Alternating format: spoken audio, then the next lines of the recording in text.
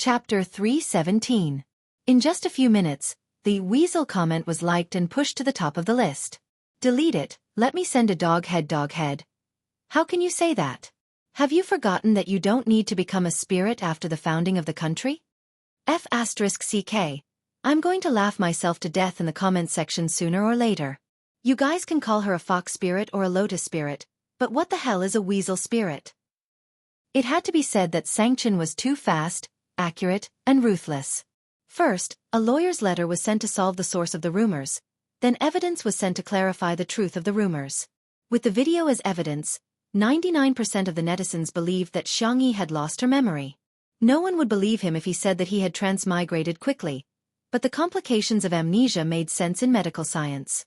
In a sense, it was not a problem to interpret the imposter as a disease. The public opinion had reversed. Memory loss is really uncontrollable. To be honest, if this happened to a male celebrity, would everyone still be so agitated? A scumbag man could be forgiven, but a scumbag woman had to be nailed to the pillar of shame? Don't argue. If you argue, you are right. I went to check. The complications of amnesia are quite scary. Some people have a drastic change in temperament, some have multiple personalities, and some have suddenly become top students. I can only say that the world is full of strange things. Most people felt that even if Xianxia did something after losing her memory, she would only hurt her own family. His family didn't say anything, so why should a group of outsiders worry about it? Let's scold Qin Wanyan first. In no time at all, Qin Wanyan's Weibo received more than 100,000 comments. This was the highest number of comments she'd ever received. Annual White Lotus Award winner, Qin Wanyan. Is it fun to treat us like idiots? Shameless. What kind of good sister are you? Do you feel good stabbing people? Qin Wanyan's manager knew how to operate the fandom very well. From time to time, she would abuse her fans. She also implemented strict management of her fans. Not only was her fighting power amazing, but she was also extremely loyal. The fans were not convinced. They grabbed onto Xianxia's remaining flaws and scolded. Then no matter what our immortal Qin did wrong, Xianxia should have replied to the message. Then, everyone realized that Shi Sui had updated her status. Shi Sui v. Sister Yi's account was registered a year after she lost her memory. She hasn't used it since she recovered. Qin Wanyan's fans were speechless. It wasn't that he didn't want to reply, but that he didn't even use this account. If they were really good friends, how could Qin Wanyan not know about this? If she knew about it and still sent messages to the air every day, wouldn't she be a self-directed actor? The enraged netizens posted tens of thousands of comments, and even killed Qin Wanyan's account.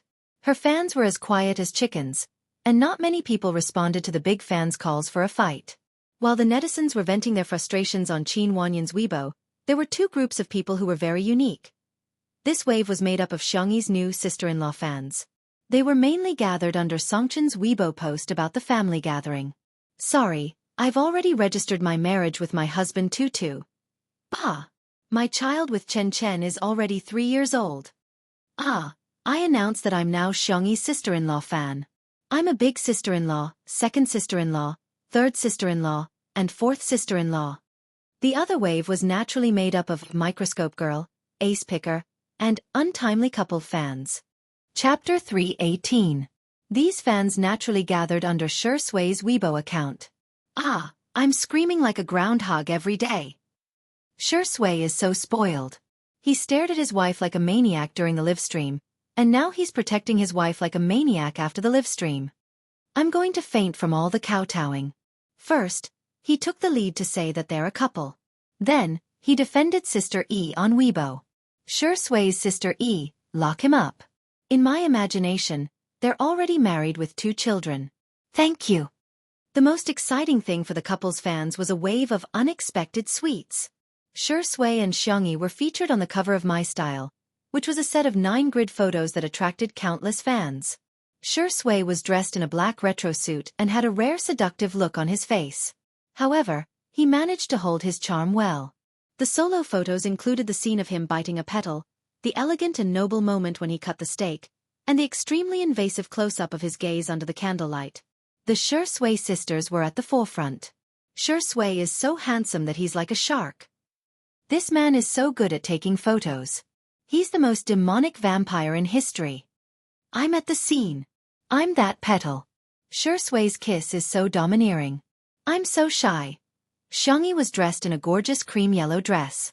Her makeup was clear, and her eyes were clean. She looked exactly like the princess on the run that was trending on the internet recently. The solo photos included a close-up of her smile, a moment of her holding the hem of her dress while strolling in the forest, and a fairy tale-like scene of a deer kissing her fingertips. Xiangxi's fans immediately came forward to report. Wow, Sister E is such a peerless fairy. Ah, E, Mommy loves you. You look so obedient when you're feeding the deer. E, Mommy forbids you from showing your collarbone. Cover it up.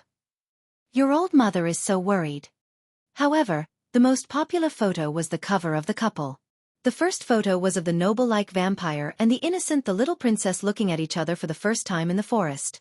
In the second photo, the scene was changed to the castle. Shui was holding the back of Xiangxi's head and was about to kiss her. The third picture was a reflection in the mirror. His slender and well-defined large hand was intertwined with her slender and milky white hand, and their fingers were tightly intertwined. The comment section exploded. Not only were the fans stunned, even the passers-by were stunned. I don't care. Wedding photos. This is the wedding photo. Mom, I'm serious. Untimely super. Level. Sweet. Why are you holding hands? Do you think I'm lacking in traffic? Kiss. Give me a kiss. Shuringdi, can you do it? If you can't, let me do it. Seeing that this Weibo post was extremely popular, it didn't take long for the official Weibo account to release a video. It was edited with behind-the-scenes footage from the shooting. With the addition of filters, the colors were retro and classy. Sophia's aesthetic was enough to make people slap the table in praise. As for the music, he chose a piano and violin ensemble. The video had a complete plot, from the vampire and the little princess's first encounter to their passionate love, to their sinking into darkness. At first, the music was a soothing and melodious melody, but then it turned into a passionate tango. Slowly, it turned lingering and affectionate, and then it turned gloomy. With the addition of filters and music, the plot was so torturous that it made people's hearts clench. However, at the end of the video, the man held the back of the girl's head in his arms and pulled her into his arms. The camera deliberately gave him a close-up. His Adam's apple rolled sexily as he licked the corners of his pale lips. The video came to an abrupt end. Untimely Super CP fans. It's New Year, it's New Year. Someone, set off 100,000 firecrackers for me. Sisters, let's flood the screen with me. He did it, Shui finally did it. Chapter 319. It had to be said that the chemistry between Shui and Xiangxia was too strong. Even if they weren't fans of the couple, they would definitely buy this issue's cover. There were even fashion bloggers who praised this set of 9 palaces to the sky. Hades's designs never disappoint. The precise tailoring and flowing folds give this escaped princess dress a new definition. The details are full of charm. I believe that not only the deer in the woods, but every woman will be deeply mesmerized by it. Shui's 3-piece black suit was designed by the designer George in the 90s. It's a true out-of-print vintage ready-to-wear suit. After the makeover, it looks more gentlemanly and elegant. It's a seamless fusion of classic and modern fashion. Shui is indeed a famous clothes hanger. He has his own unique charm. My style is as brilliant as ever. Ms. Sophia has shown us her excellent American businesswoman skills. She has changed the overly sweet style of the traditional 2-person magazine cover into a dark retro style that returns to the magnificence and extravagance of the medieval aristocratic style. The interpretation of the 2 models doesn't make the film appear superficial. Instead, it brings about a sweet and sadistic story. Seeing that the popularity and reputation of the magazine had skyrocketed, the headquarters of the magazine immediately decided to print more copies of this issue. As for the part where the little princess flirted with the vampire, it was used as the final trump card. In the manner. After some discussion, the live stream was restarted. Considering that the clarification on Weibo might not be seen by every netizen, Li Jianghu felt that it would be better to use a live stream to clarify the matter a second time. In addition, in order to ease public opinion, he first released a topic that was enough to arouse everyone's emotions. Dear viewers, this Friday at 9 o'clock in the evening, the edited version of 2 Under One Roof will premiere on all major video websites. I hope that everyone can give us some face. When the time comes, click on it and leave a comment. Our production team will kneel down and thank you. Li Jianyu spoke in a cadence as if he was performing a crosstalk. Because he was easily frightened, he had also gained a lot of daddy fans since the start of the live stream. In an instant. Son, the ground is cold. 2 hours of kneeling should be enough. Daddy wants to see a slideshow, can you arrange it quickly?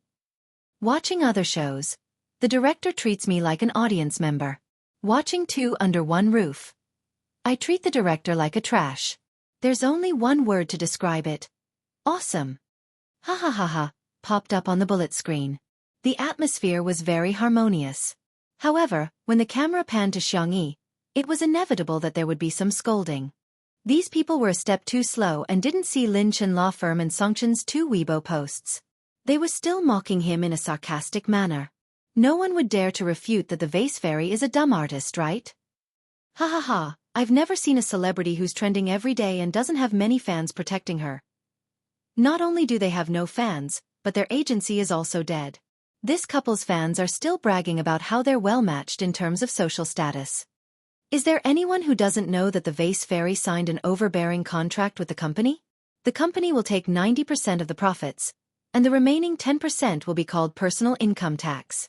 The worst part is that you have to pay 100 million yuan for terminating the contract. Hee. Xiang Feng was originally watching the live stream with his headphones on and wasn't in the frame. However, as soon as he saw the foul language posted by the netizens, he immediately retorted. After a few words, Xiang Feng received a notification: frowny face, your account has been banned. Xiang Feng. Chapter 320. I, the domineering CEO, the owner of the Xianxia app, have been banned again? What kind of stupid review is this? Stupid restriction. Stupid programmer. Deduct their salaries. Deduct their salaries. Xiang Feng was infuriated when he heard his little niece's soft and gentle voice. Uncle, do you drink milk tea? Xiang Feng was speechless. Rubbish live stream. I'm not watching it anymore. Happy drink, here I come. After Xianxia adjusted her mood, she began to prepare the milk tea. The Xiang family had a sweet taste, especially her uncle, who loved sweets the most.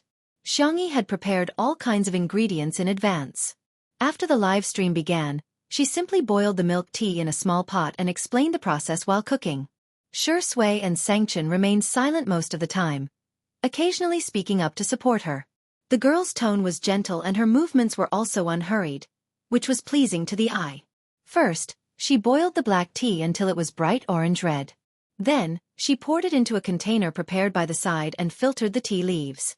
Then, she boiled the milk until it was warm and melted a few pieces of rock sugar. Xianxia stirred and said, my brother and Shui don't like things that are too sweet, so the milk tea I made isn't very sweet. The ingredients are a bit sweeter, so if you want to have a sweet taste, you can add more ingredients. In 2 Under One Roof, Xiangxia's presence was actually very insignificant apart from her cooking. She always seemed aloof from worldly affairs. She wouldn't steal the limelight, nor would she compete with the guests for anything. However, such a personality was both good and bad.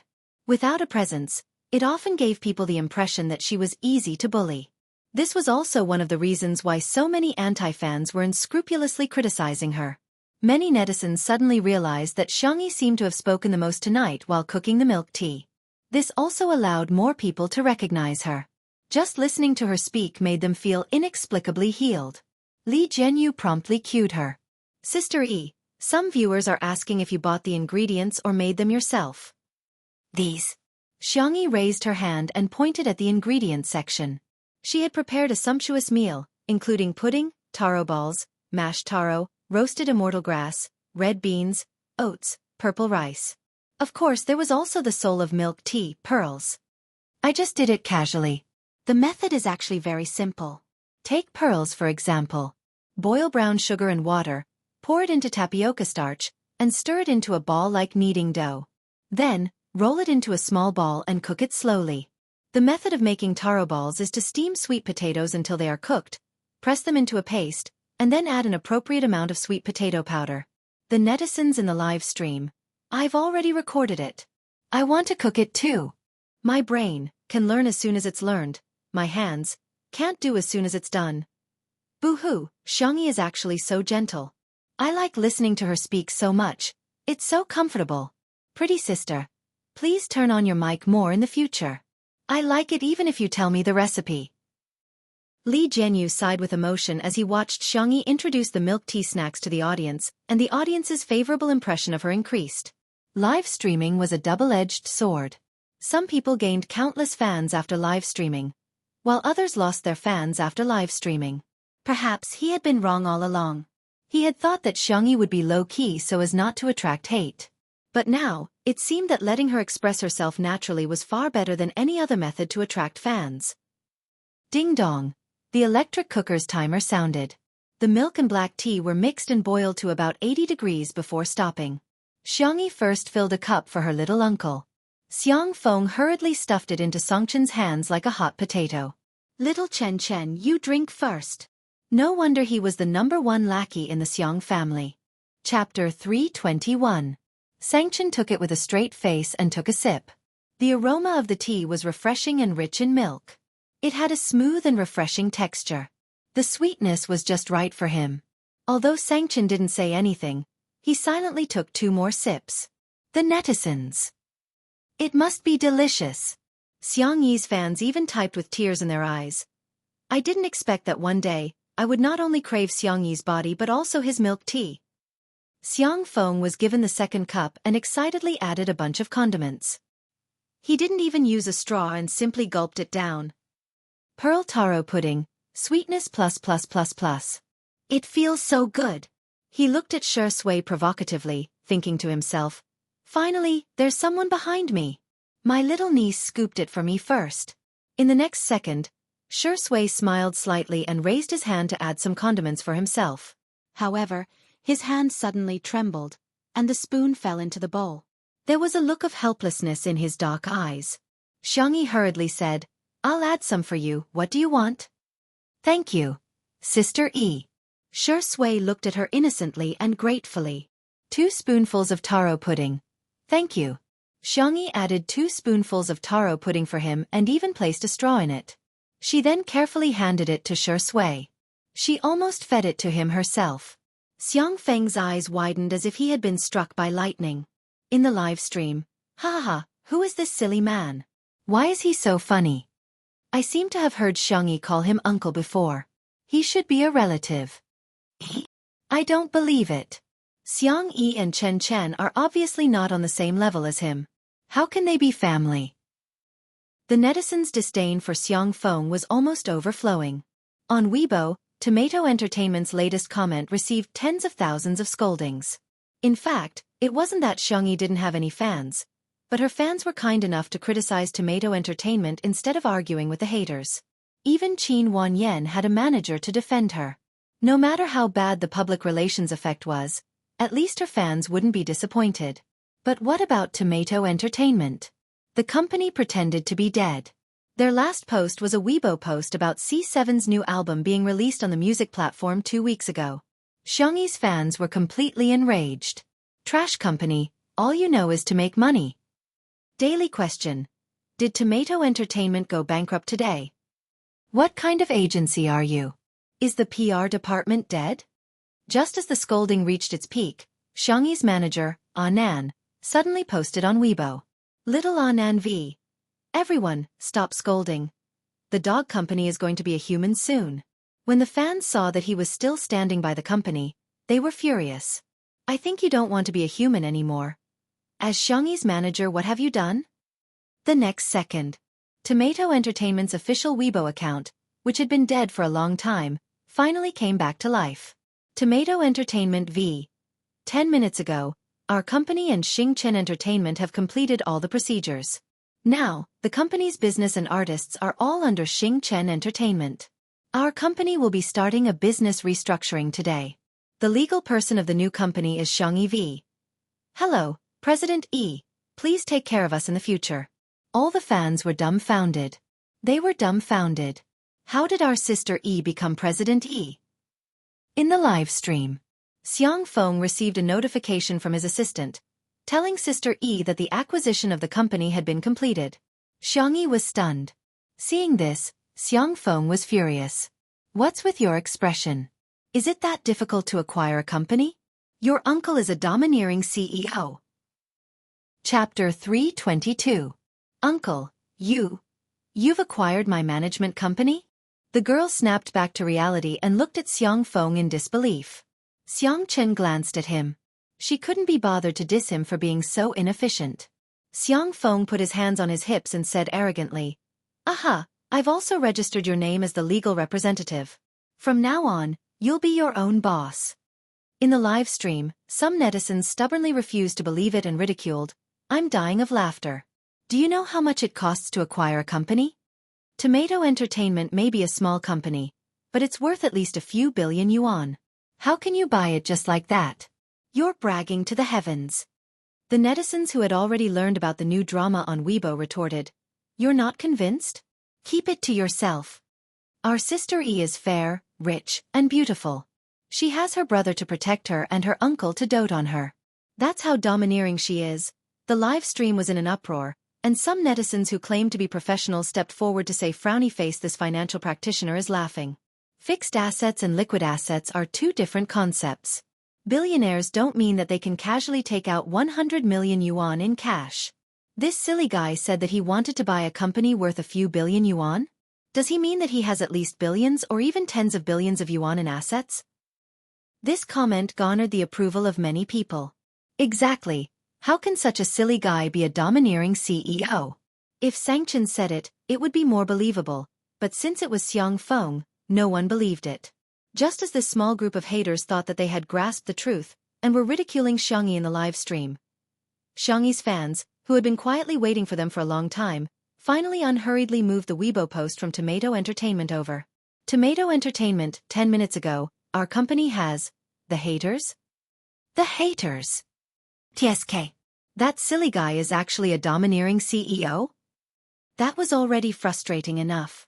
However, Xiangxia's fans had become mischievous at some point. They deliberately popped up at this moment to mock.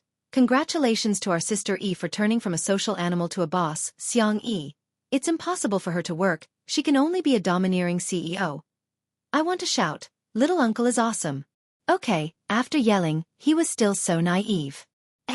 Using a spoon to scrape the pearls and immortal roasting grass that can't be sucked up from the bottom of the cup is so realistic. All the trolls. Damn it, we've always been the ones angering others. I didn't expect to be angered today. On the sofa, Shui, who had been sitting beside Xiangxia and drinking milk tea obediently, suddenly asked, Sister E, are you going to work hard to sign artists and start your career in the future? Everyone knew that Shui's contract with Xingchen Entertainment was about to expire. Xiang Feng was confused. You're trying to jump ship right in front of me, the overbearing CEO. Xiangxia was a little embarrassed. I don't think anyone wants to sign with my company. She knew a little about management and had practiced in the world of transmigration. However, it wasn't easy to sign an outstanding artist. The trolls caught their breath and typed angrily. At least you have some self-awareness. At this moment, the sound of an argument suddenly came from outside the living room. We came first. We want to see sister first. Ha, I won't let you. You can choose whether you want to fight one-on-one or gang up on her. The live stream. Why do I feel like it's Chen Zai from C7? Isn't the C7 boy group a ready-made artist? All the trolls. Pfft. I'm so angry. Chapter 323. Xiangxia's eyelashes fluttered as she stood up. We have guests, I'll go take a look. The cameraman followed closely behind her. The girl opened the door, and the cameraman happened to capture the scene outside. Sure enough, it was the 7 members of C7. The group's top celebrity, Jiang Chen, was arguing childishly with someone. Standing opposite him was the ruffian from Mingxi Boys High School a few days ago, Rong Huai. Can't you be reasonable? Jiang Chen clenched his fists in anger. Rong Huai still had a crew cut, and he shook his legs arrogantly. I already said that you can choose whether it's a one-on-one or a group fight. I'm not even afraid. So what are you afraid of? Trash. Before he could say the word trash, he noticed Xiangxia smiling behind the door and changed his words. Spicy chicken tastes good. Jiang Chen. Do you have? Are you crazy? His captain, Xianxia, blocked his words with his hand. Xianxia was the standard pretty boy, and he flashed a clean smile at Xiangyi. Hello, sister. Ahem, Jiang Chen wanted to say. Do you have any Sichuan restaurants to recommend? Jiang Chen's ears turned red. He didn't expect his sister to see him arguing with someone. Boo-hoo, he would definitely be hated. Rong Huai was also a little uncomfortable. He whistled and pretended to be calm, but his eyes kept sneaking glances at Xiangyi, revealing a guilty conscience. Unexpectedly, when Xiangyi opened her mouth, her tone was still gentle and soft. I made milk tea, do you want to drink it? Rong Huai was the first to speak. Yes. C7. Me too. The two sides exchanged glances, and their swords were drawn. Xiangyi said helplessly, everyone has a share. Come in first. Rong Huai was tall, strong, and experienced in fighting. He pushed Jiang Chen and the others aside and was the first to enter the living room. C7. We were too careless. He actually beat us to it. However, even if we can't beat this troublesome brat, can we not beat our own members? Thus, the 7 of them squeezed together at the door to see who would enter first. If not for Xiangyi coming over to persuade them, they would probably have fought. It could be said that this group of souls were like plastic. Because there were too many people, the sofa could not accommodate all of them, so the younger brothers all sat on the floor. Sitting on the sofa, Xiang Feng, Xianxia, and Xiang Feng looked down at everyone. Xiang Feng was envious. If I were 10 years younger, my skin would be as good. Xianxia. Heh.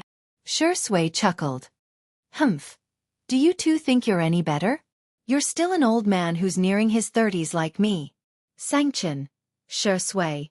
The whole living room was shrouded in a gloomy atmosphere. The younger brothers were shivering.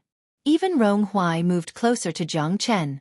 Jiang Chen wanted to protest, but Rong Huai gave him a stare. What are you looking at? If you keep looking, I'll beat you up. He was so fierce. However, when they huddled together, they didn't seem to be that scared anymore.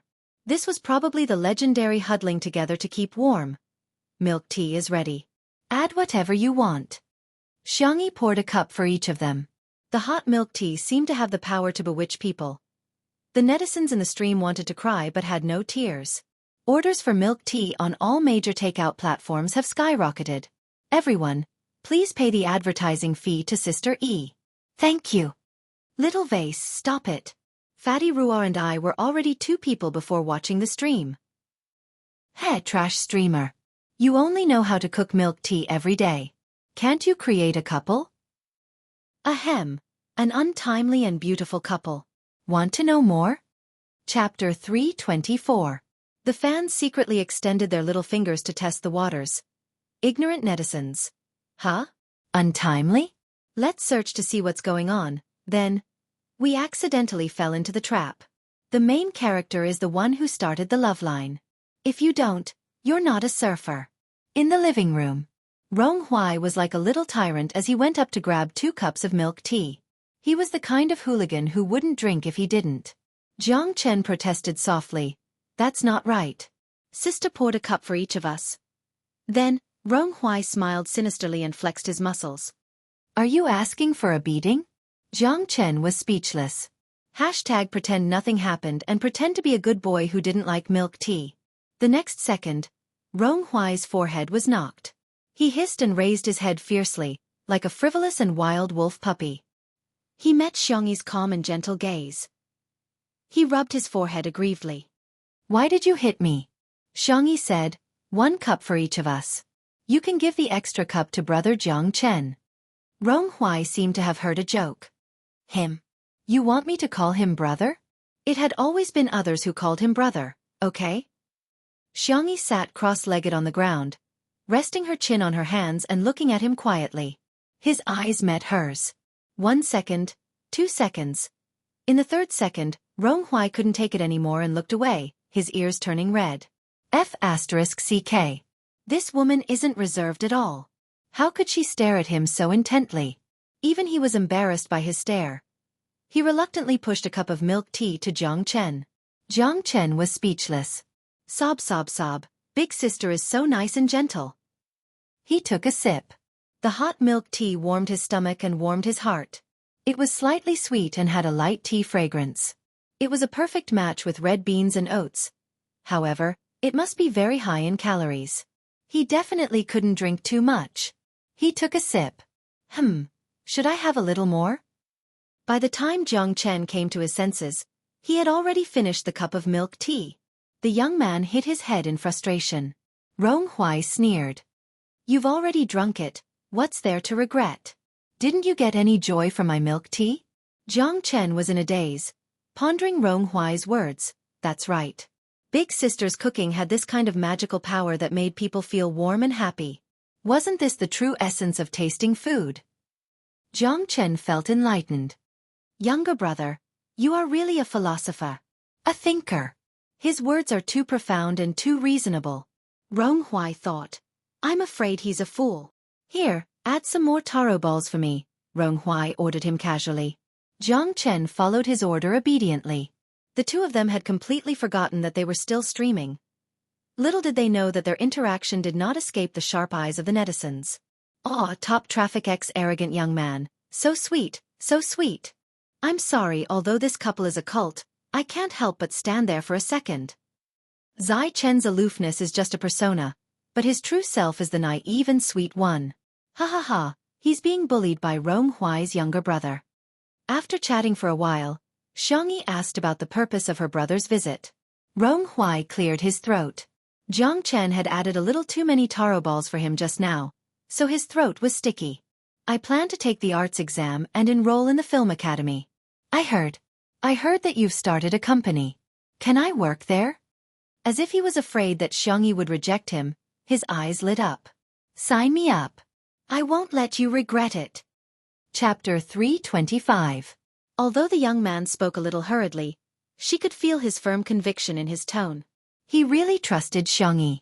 Even though she knew that it was childish, she still couldn't help but be influenced by his passion. Xianxia adjusted her sitting posture and sat upright. She did not look down on Rong Huai because of his young age. Instead, she said, Rong Huai, I'm very happy that you have a new study plan. However, signing a contract with a management company is not a trivial matter. I hope you can seriously consider it for a while. Rong Huai panicked. Hey, do you despise me? Xianxia said gently, No, I'm just standing from an objective point of view. You're still underage and legally you're, She looked at her brother for help. Xianxia crossed his long legs and said indifferently, A person without civil capacity usually refers to a minor under the age of 8 or a minor who can recognize his own behavior. Rong Huai gritted his teeth and stared at Xianxia with his dark eyes. There was a mix of anger and grievance in his eyes. Sister, I know what I'm doing. He pulled out a crumpled piece of paper from his pocket, which seemed to have been torn from a notebook. He then placed it in front of Xianxia with a sullen face. She unfolded it and saw that the word, contract, was written on the top. His signature was written on the bottom right corner. The handwriting was crooked, and it was even uglier than a dog's crawl. In the live stream, F***ck, sand got into my eyes. This is too easy to cry. Rong Huai really trusts Sister EQAQ. This is equivalent to entrusting his future to her. I'm about to cry. I laughed out loud again when I saw Rong Huai's handwriting. Ha ha ha ha, it's so ugly. Xianxia stared at Rong Huai with her clear doe eyes. Rong Huai was extremely nervous. His hands that were hanging by the sides of his trousers were clenched into fists, and his palms were sweating profusely. He was afraid that Xianxia would criticize him indiscriminately like his parents. He was even more afraid that Xianxia would reject him. However, Xianxia said, Rong Huai, thank you for believing in me. The young man was stunned. I'll accept this contract, but I think we should both have the opportunity to choose, right? You chose me.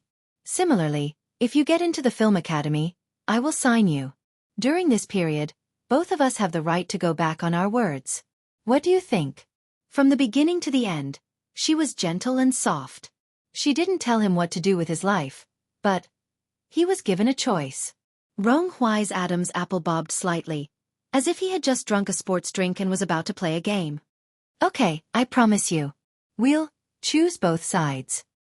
He hurriedly added, You can't go back on your word. Otherwise I... Rong Huai thought for a long while, but he still couldn't think of any powerful threats. He laid his eyes on Jiang Chen and strangled him from behind. I'll beat him up. Jiang Chen, who had been innocently implicated, was speechless. Xianxia was amused by him. You're too shameless. The live stream was also filled with, ha ha ha ha. Hostage, Jiang Chen raised his hand, indicating that he was going to speak. Rong Huai loosened his grip a little. Jiang Chen said, Elder sister, I've signed with Tomato Entertainment for 5 years. Do you want to sign with me for a few more years? Xianxia said, 5 years is nothing. Elder sister, my contract is very long. I've signed for 10 years. The others said, Elder sister, renew my contract. I'm cheaper. I can do it too, elder sister. Pick me, pick me. The netizens were speechless. What? Little brothers, is there anyone who would fight to sign a slave contract like you? Chapter 326. Xianxia felt like laughing. These kids were really... She couldn't turn them down. There's no rush to renew the contract, but I promise to hire professionals to help you plan your career path. The C7 boys nodded repeatedly. Jiang Chen nudged Rong Huai with his shoulder, unable to hide his smugness. We're pretty much guaranteed jobs in sister's company. Keep it up, brother. If you can't get into the film academy, sister won't sign you. Rong Huai gritted his teeth. Are you asking for a beating? Xianxia. Kids don't fight. Li Jianyu, Huawei, watch your words. Be careful not to get our live stream banned. Rong Huai. How infuriating, but he still had to pretend to be obedient in front of sister. The netizens in the live stream were filled with emotions. I've seen people fighting to terminate their contracts, but I've never seen people fighting to renew their contracts. They were obviously tricked into signing the contract by the company, but now they're bragging about it. The boys are so cute and pitiful. I'm tearing up. I've always felt bad for the boys signing with this unscrupulous company, but now I see a glimmer of hope. I hope Xianxia doesn't let them down. Someone else got the main point. Ha ha ha, look at Shui's expression. Isn't it a little subtle? Countless eyes were focused on Shui's face on the screen. The man leaned lazily on the sofa, his gold-rimmed glasses resting on the bridge of his nose. His eyebrows were lowered, and his long eyelashes cast a faint shadow on his fair skin. Xianxia inexplicably felt a chill on the back of her neck. She turned around and met Shui's gaze. She was puzzled. Ha!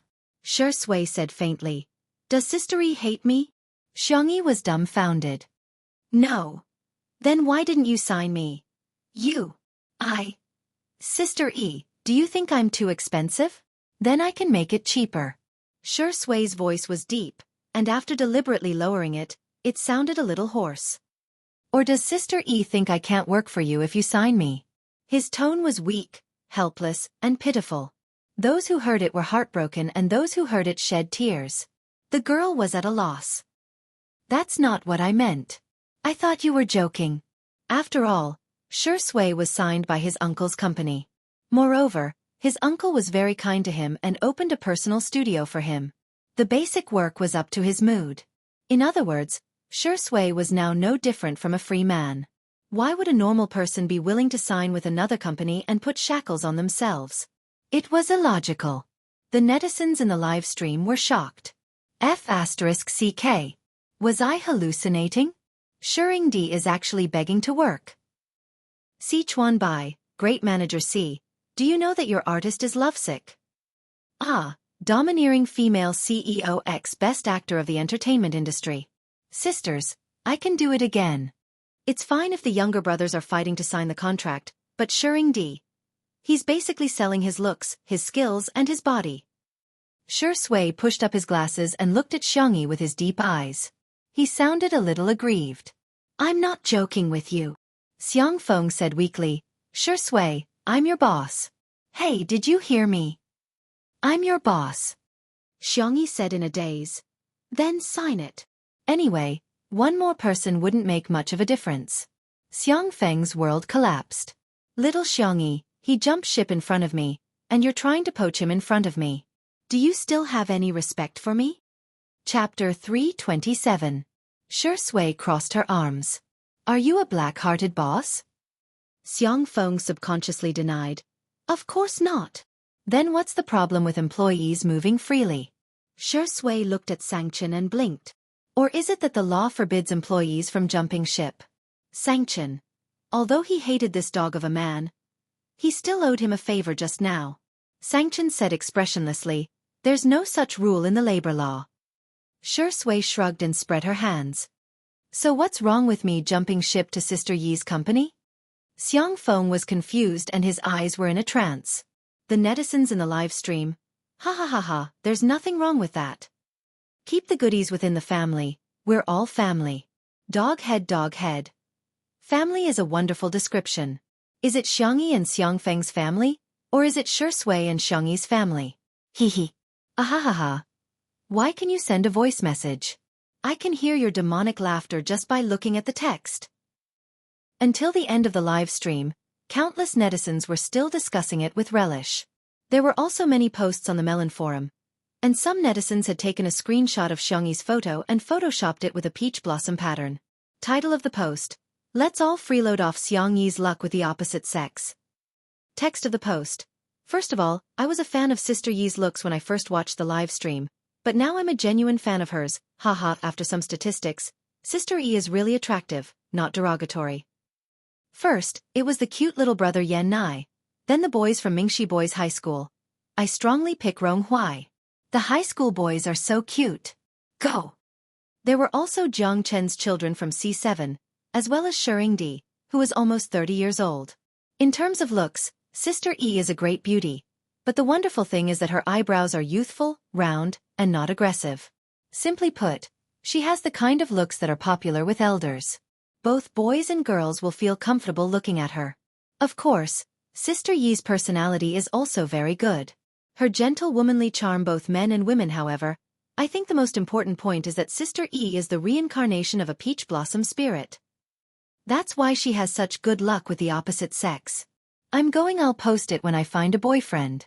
Because the post was so silly, it was soon pushed. What the hell? Superstition? Upstairs, what do you know?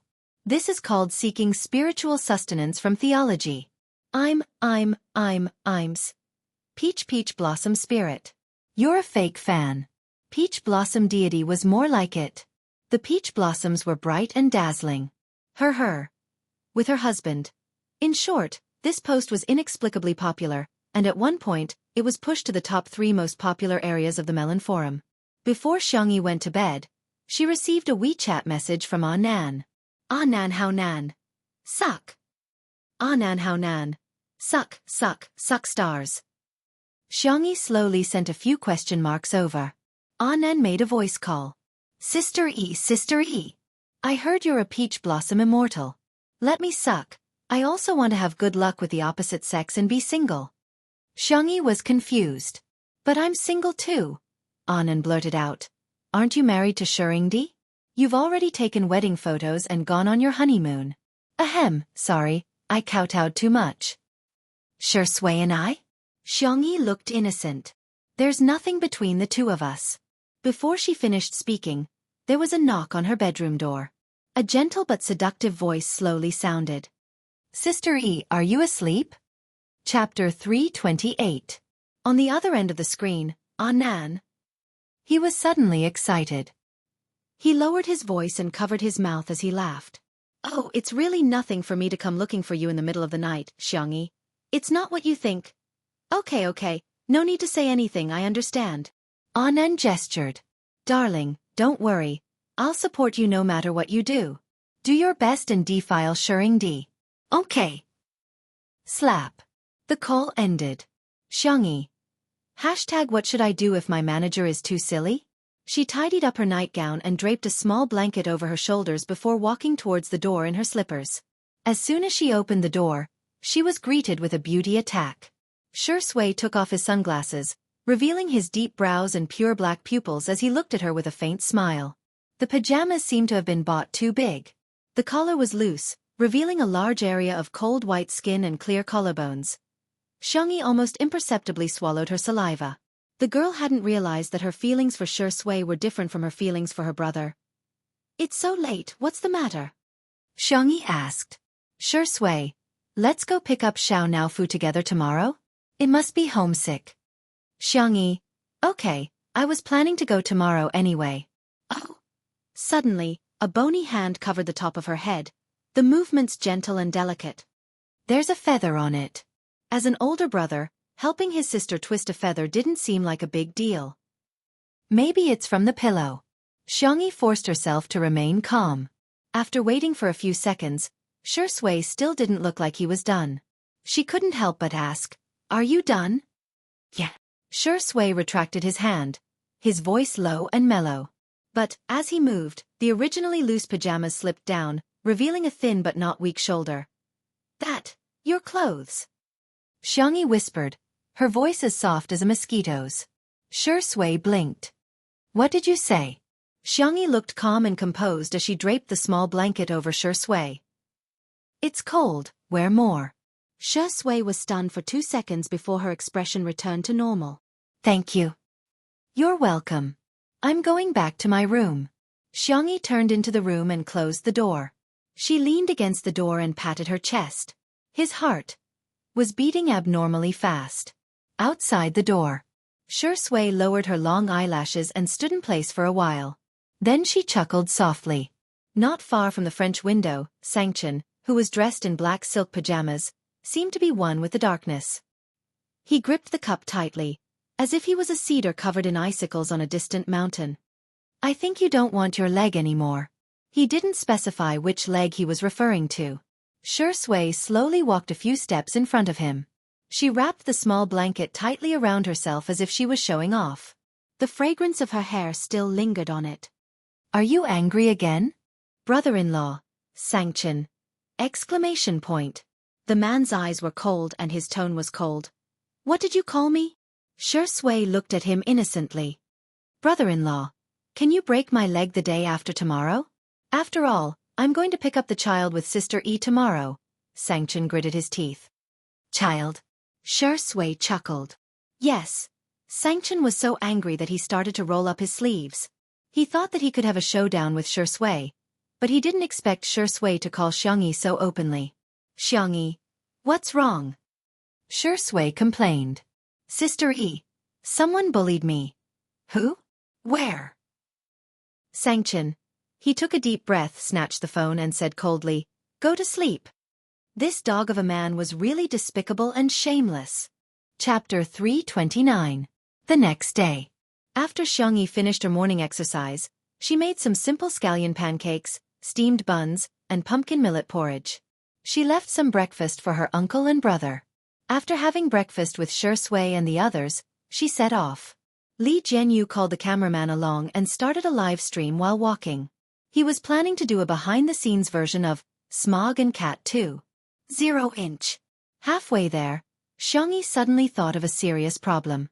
The esports players usually train until very late. They probably haven't woken up yet. Jianghu also reacted. It's only 8 o'clock now. Maybe some of them have just fallen asleep. Why don't we turn back? Xiangyi's eyes lit up. Why don't we go to the amusement park to play? Shui. Okay, we'll do as you say. The netizens were appalled. Is this considered a date? How old are you to go to the amusement park? Why are you pretending to be young? I'm speechless. There are so many people at the amusement park. If celebrities go there, won't there be an accident? Can Xiangyi grow some brains? Jianghu was a little tempted, but considering the safety issue, he could only say regretfully, Forget it, we didn't contact the amusement park in advance to clear the area. If you two go in disguise, you'll still be easily recognized. It won't be good if an accident happens. That crazy Saising fan from before was a good example. Xiangyi. Clear the area? I'll take care of it. Jianghu was shocked. Sister E, are you omnipotent? In the live stream, there were always netizens who were nitpicking.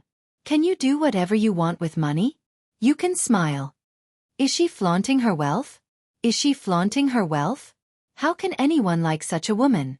Is there something wrong with your brains? Think about those people who have booked tickets in advance and are excited to go to the amusement park, only to be told that they can't enter because the rich people have cleared the area. Haha. The gap between the rich and the poor is so big that no one cares? Until the nanny van stopped at an amusement park. The cameraman got out of the car first and took photos of the surrounding scenery. The surrounding greenery was excellent. The sky was blue, the clouds were white, and the flowers were in full bloom. Even the road signs were made into cartoon designs. Some netizens from Nanjing were puzzled. I've been to all the amusement parks in Nanjing, but I've never seen one with such good greenery. Which amusement park is this? Is it new? The next second, the camera was aimed at the entrance of the amusement park. The words, Tutu Amusement Park, came into view. Netizens. I have a familiar feeling. No, impossible, I don't believe it. Does Xianxia have an amusement park at home? Li Jianghu was also surprised when he saw the name of the amusement park. He asked weakly, Sister Yi, this isn't also your family's business, right? Xianxia was a little embarrassed. It was built by my grandfather. It's not open for business. This is actually a mini version of the amusement park. It's very small inside, about 1/10 the size of a normal amusement park. There are only merry-go-round rides, but it should be just enough for us to play for a few hours.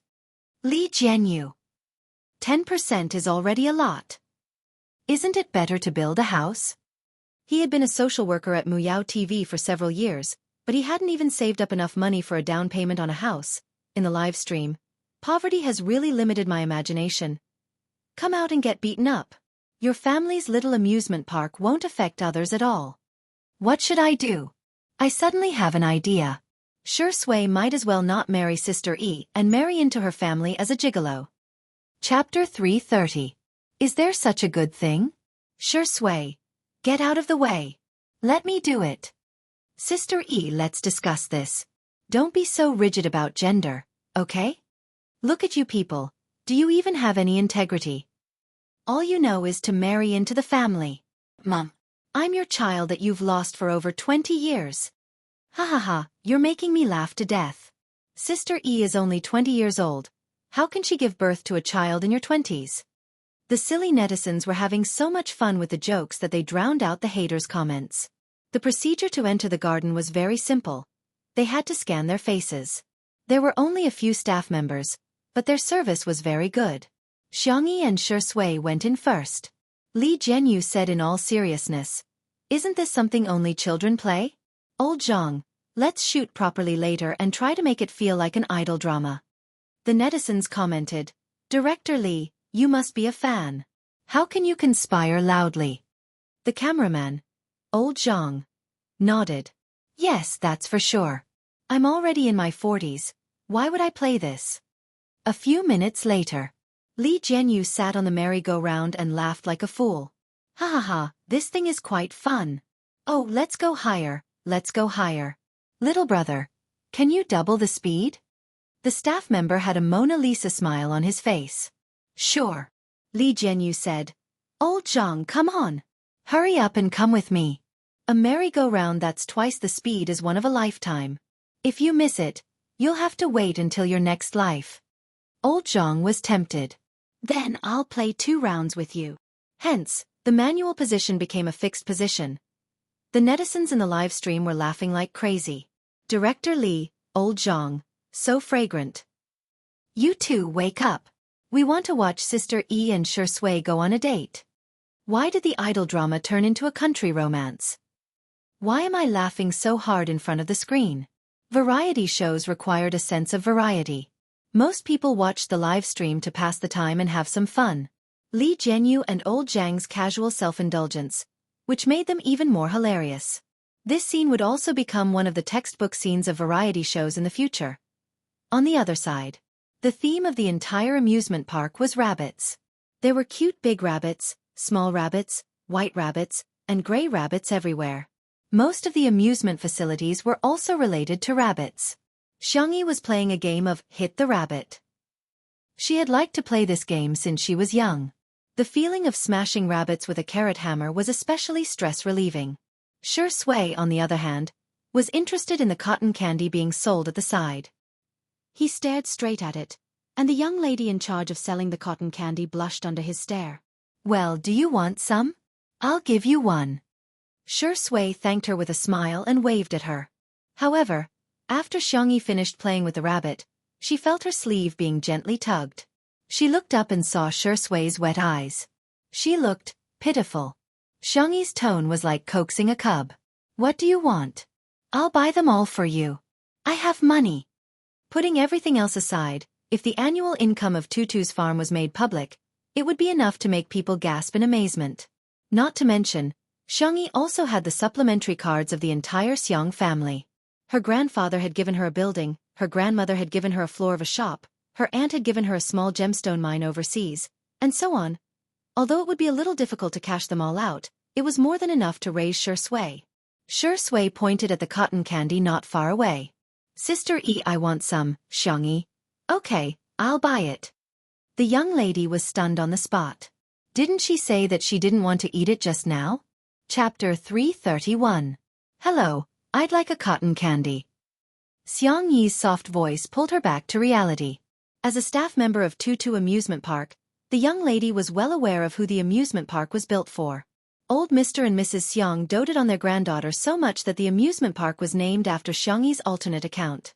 The maintenance of the venue and facilities alone required an unlimited amount of manpower and resources. The staff members were all students sponsored by the Xiang family. Not only were their jobs easy, but they could also supplement their family expenses. Miss Xiang, the cotton candy is free of charge. There are 2 colors, which one would you like? Xiangyi tilted her head to look at Shui. He looked down and said with a faint smile, Pink. Okay, please wait a moment. Soon, a huge pink fluffy cotton candy was handed to Xiangyi. Xiangyi handed it to Shui with a radiant smile. The tall man holding the cotton candy was clearly a strange scene, but the young lady felt a tinge of sweetness. These two are in love, aren't they? Aren't they? At the same time, a low-key and comfortable car stopped at the entrance of the amusement park. Xiangyin got out of the car first. He was dressed fashionably in a floral shirt with oil paintings and beige trousers. Although his hair was white, he was hale and hearty. Xiangyin opened the car door for his beloved wife out of habit. Madame Xiang was wearing a floral dress with an apricot-colored shawl. The color of her bag was also similar to Xiangyin's tie. Old man, help me take a photo later. I want to post it on my WeChat moments and piss off Mrs. Zhou next door. As the group leader of the elderly Plaza Dance Group, Mrs. Zhou was also the first to master the usage of WeChat, much to the envy of countless group members. Xiangyin said in disdain, How childish. Madame Xiang humphed and said, Why? Do you dislike me? Find another grave then. Don't lie next to me in the future. Xiangyin said, I'll take a photo, okay? He didn't even know how to use WeChat. Why didn't his family teach him? Of course, it was because his son was busy, his daughter was busy, his grandson was busy, and his granddaughter. He didn't have a granddaughter. This brat had angered her own grandmother so much that she fainted several times. There was no way he would admit that she was his granddaughter. Xiangyi's grandfather, Madame Xiang, was not very good at surfing the internet, so she didn't know about Xiangyi's live stream. Madame Xiang said, I heard from Feng Feng that little Tutu has become normal. Did you forget what Taoist Qin said? She was possessed by an evil spirit. Nonsense. Although Xiangyin's grandfather was a traditional Chinese medicine practitioner who believed in the theory of yin and yang and the 5 elements to treat illnesses, he firmly refused to believe in ghosts and gods. Why are you mentioning her? You're affecting my mood. Let me tell you, old woman, I, Xiangyin, will never acknowledge her as my granddaughter. Madame Xiang sighed. When she thought of how Xiangyi had done all kinds of evil deeds in the past year, she felt really suffocated. At first, she brought Xiangyi back to the Xiang family's old mansion to recuperate, but she ended up causing a huge ruckus in the old mansion. The worst time was when she angered Xiangyin so much that he was sent to the hospital and almost sent to the intensive care unit. Over time, no matter how passionate the 2 old men were, they became disheartened. Later on, Xianxia made the decision to send her away, but Xiangyi didn't take the initiative to contact them. Gradually, there was no news from her. To their surprise, when they entered the garden, the staff said respectfully, Old master, Miss Xiang has brought her friends here to play. Xiangyin frowned and asked, How many people? Are they men or women? The staff answered, 3 men. Xiangyin's beard flared up and he hollered, This brat! Chapter 332. She's getting more and more outrageous. Previously, when she was in the Xiang family mansion, she was so obsessed with her online dating partner. Of course, Xiangyi's grandfather, Madame Xiang, didn't know that Xiangyi had more than one online dating partner at that time. Madame Xiang liked to be lively and lively. From time to time, there would be gatherings at home, and the guests were all her old friends. Occasionally, she would bring her nephews and grandchildren to hang out with each other. This wretched girl actually fell in love with a man who is more than 10 years older than me. He's a generation older than me too. If it's really a match made in heaven, it's fine. The Xiang family doesn't value seniority that much anyway. However, he's a notorious playboy. Xiangyi insisted on marrying him and threw a tantrum for a long time before she stopped. Madame Xiang persuaded. Why don't we go back? Firstly, she was afraid that Xiangyi would get so angry that he would fall ill when he saw Xiangyi. Secondly, she was afraid that her little tutu would be reprimanded and beaten up. No matter how disobedient Xiangyi was, she would still feel sorry for her. Although Xiangyi's grandfather sounded stubborn, she was well aware that Xiangyi doted on Xiangyi the most among all the men in the family. The boys doted on her, but Xiangyi doted on her. Other families would carry their children until they were 2 or 3 years old at most. But Xiangyi didn't even walk much when she went shopping when she was 4 or 5 years old. Xiangyi was the one who carried her around. I'm not going back. She should be the one avoiding me. How can I, an elder, avoid her? Xiangyi's grandfather was fierce and he waved his gentleman's cane in the air twice. I'll go see what she's up to again. If she dares to mess around, I'll break her legs. Xiangyi took the lead and walked in. Madame Xiang hurriedly followed him. There weren't many amusement parks in Tutu, and the rides were all low risk. They had a wide view and could see everything at a glance. As soon as Xiangyi's grandfather, Madame Xiang, entered, she saw Li Jianghu and old Zhang, who were still on the merry-go-round, were having a great time. At this moment, it was already at 4 times the speed, and the merry-go-round had turned into a flying merry-go-round. Although Xiangyin was old, he still had a sharp sense of hearing and sight.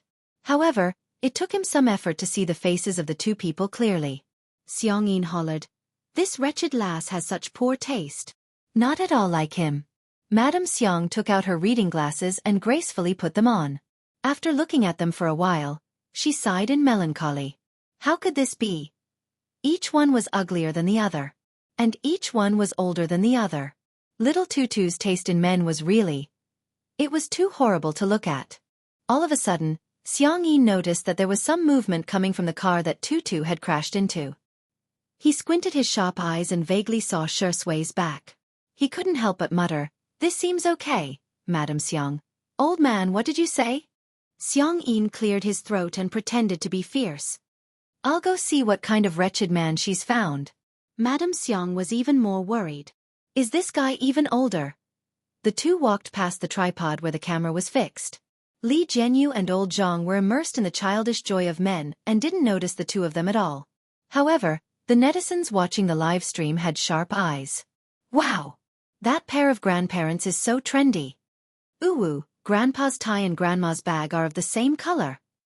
Wait, didn't Sister E say that this amusement park is not open to the public? Could it be that they are her elders? Huh? Doesn't that mean our Shui is going to meet her parents? Chapter 333. On the other side, Xiangyi was happily playing with Shui. There were 2 long bunny ears on the front of the bumper car, which would droop down like a lop-eared rabbit when they collided with each other. Xiangyi rarely went to the amusement park after junior high school. The reason was simple. No matter how fun the amusement park was, it would be boring to play alone. After her parents got into an accident, she couldn't get over it for a long time and studied at home in elementary school. After junior high school, she kept skipping grades and was busy with her studies.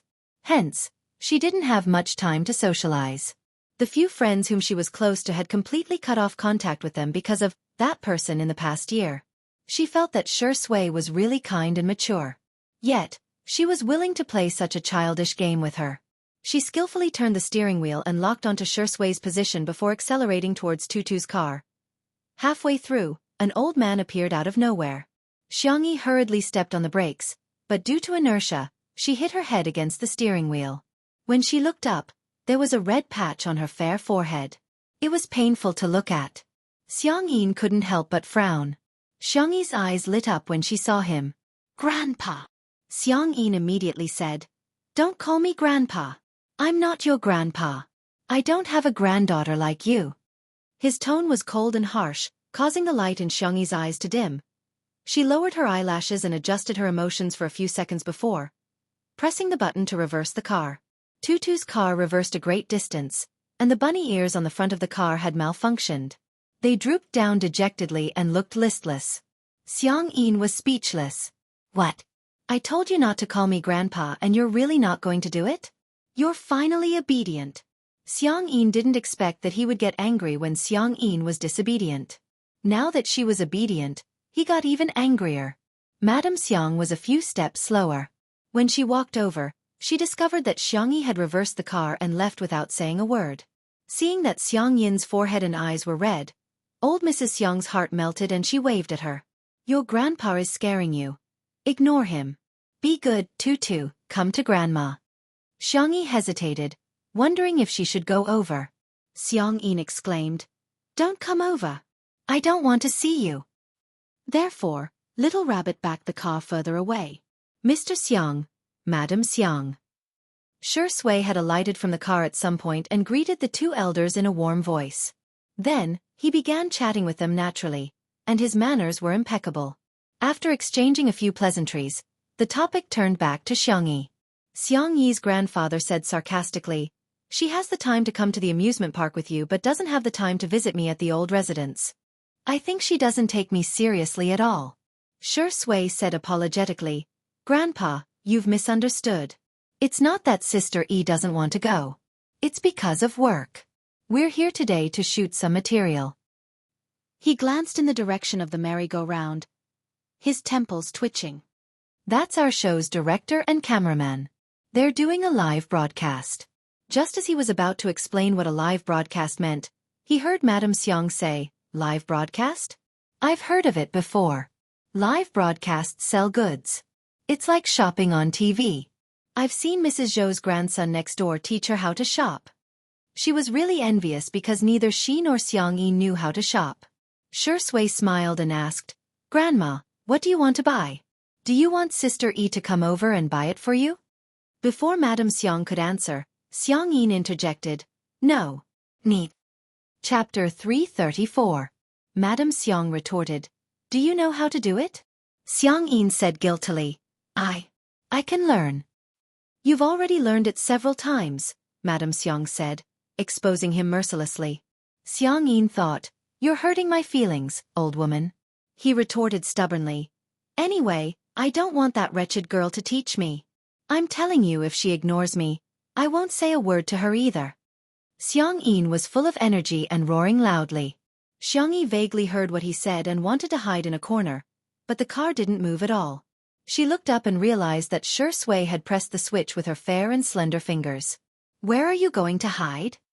Shui asked smilingly while looking down at her. Xiangxia looked away and said, I'm not hiding. She just felt a little aggrieved. It was clearly not her fault, but she had to be scolded by her grandfather who used to dote on her the most. Shui stared at her for a few seconds before leaning forward and squatting beside her. She said in a low and gentle voice, Sister E, running away is useful, but it's not the best way to solve problems. If you don't want to face it, I'll leave with you. If you're willing to face it, I'll stay with you too. Grandpa and Grandma aren't that scary, are they? His persuasive tone made Xiangyi's heart waver. Sister E, if you're scared, you don't have to hide so far away. Shui smirked and continued, Just hide behind me. She didn't know why, but inexplicably, Xiangxia was a little touched. She felt that Shui was so mature while she was so childish. She didn't deserve to be a fan anymore. My grandpa is very painful when he beats people up. As a hot-tempered traditional Chinese medicine practitioner, Xiangyin's grandpa would often say, I'll blow a swona at your grave, to his patients who refused to listen to his advice. He was also very ruthless when he beat people up, and Xiangyin's uncle would often be beaten to tears. It's okay, I can take a beating. A few seconds later, Xiangxia pursed her lips and said, Okay then. I'll go see Grandpa. Xiangxia rubbed her head gently. Sister E, you're so obedient. After Li Jianyu and old Zhang let go of themselves and reaped the joy, they finally remembered their original job. They hurriedly carried the camera and other live stream equipment to Xianxia. Coincidentally, he saw that Xianxia was driving Tutu's car and had Shui sit in the front passenger seat. Xianxia even reminded him to fasten his seatbelt.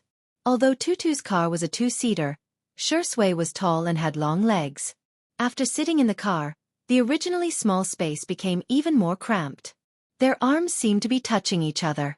The netizens in the live stream, "Ha ha ha, fastening the seatbelt is so cute. There are thousands of paths, but safety comes first. This car is so cute. He wanted it. I want it." The two of them drove to Xiangyi's grandfather, Madame Xiang. Shui got out of the car while Xiangyi was still hesitating. The man chuckled and opened the car door for her. He drew a half-circle in the air with his hand, as if inviting a proud and elegant princess to dance. "Princess Tutu, please get out of the car." Xiangyi was speechless. She was a little embarrassed, but she was also a little happy to have a way out. She got out of the car and tugged at the hem of her clothes uncomfortably. She said softly, "Hello, Grandpa and Grandma." Xiangyin was speechless. She's calling me Grandpa again. She's so obedient. But does she think I'll forgive her just like that? How naive. I'm the most difficult old man to coax in this world. My wife is the most difficult old woman to coax in this world. Don't even think about coaxing us. To his surprise, Xiangyi asked gently, "Grandma, shall I teach you how to buy things in the live stream?" Madame Xiang exclaimed, "Sure, sure. Ah, Tutu is so sensible." Xiangyin was speechless. Chapter 335. Old Mr. Xiang was confused and he hinted at Madame Xiang with his eyes. "Didn't we agree to stand on the same side?" Madame Xiang rolled her eyes at him. "We didn't agree. Little Tutu is so obedient and soft, which means that Taoist Master Qin was right. The evil has already left. How can I not pamper and protect my granddaughter?" Xiangyi slowed down her speech and taught her in detail. "Grandma, take out your cell phone first, then click on this orange app and click on the search box at the top." Madame Xiang didn't manage to learn it after listening to it once. Xiangyi impatiently taught her the second time. Finally, Madame Xiang learned how to search for the live stream and clicked on the live stream that was ranked number 1 in real time. Dear viewers, this rag absorbs water and it's excellent. There are also several colors to choose from. It's priced at 59.99 yuan in the supermarket and 19.99 yuan in our live stream for a super low discount. The first 10,000 people to bid for the treasure will be given an additional 100 milliliters of natural, pollution-free fruit and vegetable detergent. The live stream host shouted enthusiastically, and at the critical moment, she suddenly exclaimed, "Our live stream is limited to 50,000 copies. Dear viewers, 5 4 3 2 1, upload the link." Madame Xiang said anxiously, "Little Tutu, hurry up and buy it, otherwise you won't be able to buy it." Xiangyin was speechless. "It's not like we don't have rag in our house. Besides, when have you ever done any housework?" Madame Xiang barked, "Shut up." Xiangyin said, "Okay." Seeing this scene in the live stream of Two Under One Roof, the netizens almost burst into laughter. I'm watching a live stream? Grandma looks just like the first time I saw a live stream selling goods. Ha ha ha, I can't take it anymore. Grandma is so cute when she's angry at Grandpa. Grandpa looks fierce, but I didn't expect him to be a henpecked husband. Looking at the interaction between her grandparents, Xiangyi couldn't help but burst into laughter. She followed the live stream's instructions and grabbed the coupons before buying them. The screen showed that the order had been successfully placed. Madame Xiang was overjoyed. "Great, great. We've got it." Xiangyi said, "Grandma, it's actually more than 50,000 was just a marketing tactic." Before he could finish his sentence, Shui patted him on the shoulder. The young girl exchanged glances with him, understanding tacitly. As long as Grandma is happy, there's no need to expose her. Then, the host started to show the second product. This is a pair of men's sports shorts. It absorbs sweat and is easy to wear. Original price blah blah blah. Madame Xiang said in disdain, "Little Tutu, isn't there a skip button?" Xiangyi shook her head. However, Xiangyin was a little anxious. He hollered at the screen, Why are you speaking so quickly? Kid, speak slowly. He didn't even hear it clearly. The netizens in the live stream. Reality, the reality of the world. Ha ha ha, does anyone want to go to the streamer's live stream and spam speak slowly? My sister is the same. She's so obsessed with shopping for herself. When I asked her to buy me socks, she said you're not worthy cac. The live stream soon finished describing the product and Xianxia was obviously a little tempted. He egged Madame Xiang on. Old woman, buy it for me. Madame Xiang said leisurely. It's not like you don't have any pants to wear. It'd be a waste to buy so many. Xianxia was speechless. Madame Xiang did it on purpose. After getting along with Xianxia for decades, she had a firm grasp of his character. Sure enough, after being rejected by her, Xianxia crossed his arms angrily. He didn't want to buy it at first, but when he heard the live stream say that there were only 5,000 pairs left, he couldn't help but poke Xianxia's arm. It was the kind of touch that caused him to leave immediately. He said arrogantly, "Hey, buy it for me." Chapter 336. Ha! Xianxia froze in shock. Is Grandpa talking to me? Seeing that she was ignoring him, Xianxia said reluctantly, I'll give you money. I won't take advantage of you. A faint smile appeared in Shui's eyes. Madame Xiang turned around and covered her mouth as she snickered. Who was the one who said he was going to ignore little Tutu? How many minutes has it been? Xianxia snapped back to reality and said, Grandpa, I'll buy it for you now. What color do you want? Xianxia humphed and said, Black one, it'll go well. He had learned the word go well from Madame Xiang. Women are so troublesome.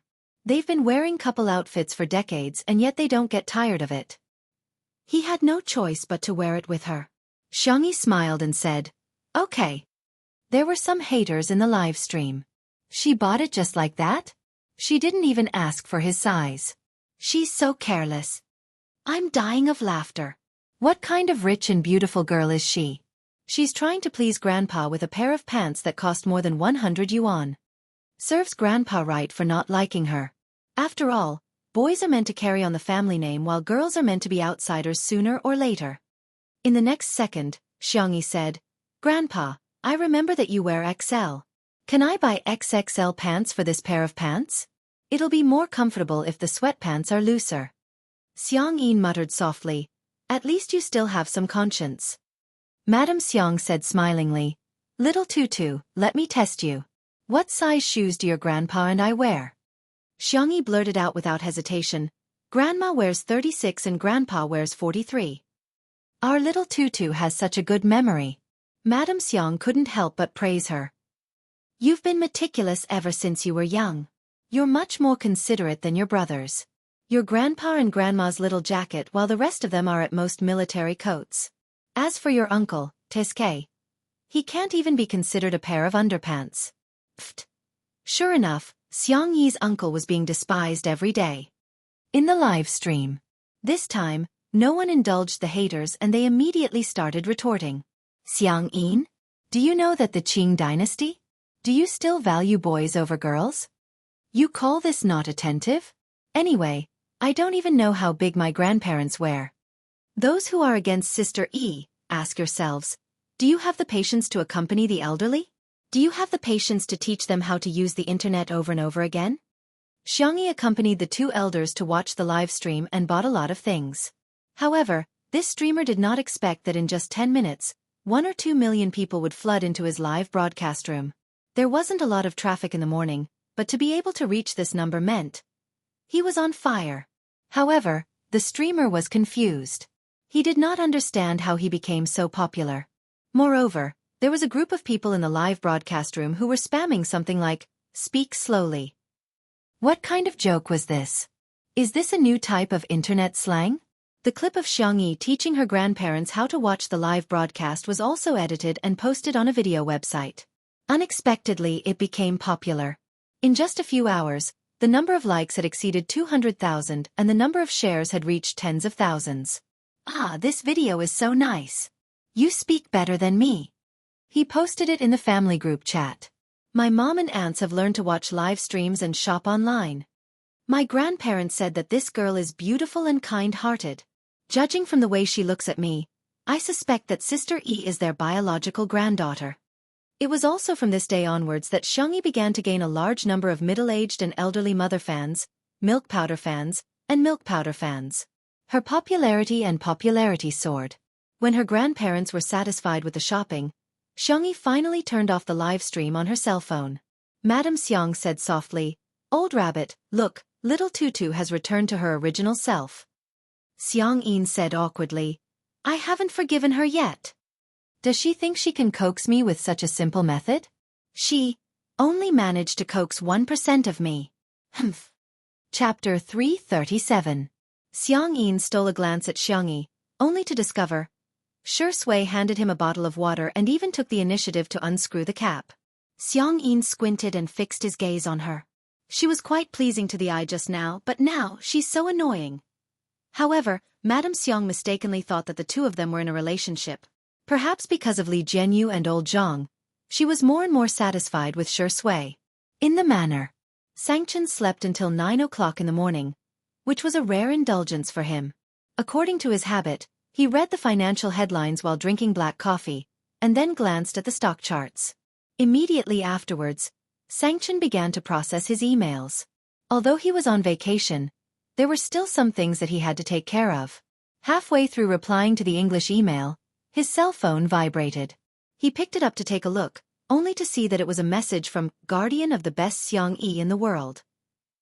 "Guardian, sorry to disturb you, I've sorted out the details of the case and sent them to you. Can I send the document to you directly on WeChat?" Xianxia expressed assent. Soon, Guardian sent the document over. Xianxia opened it and skimmed through it before carefully combing through it. The gist of it was that Guardian's good friend had graduated from college this year and she majored in chemistry. When she applied for a job, she came in first in the written test and interview.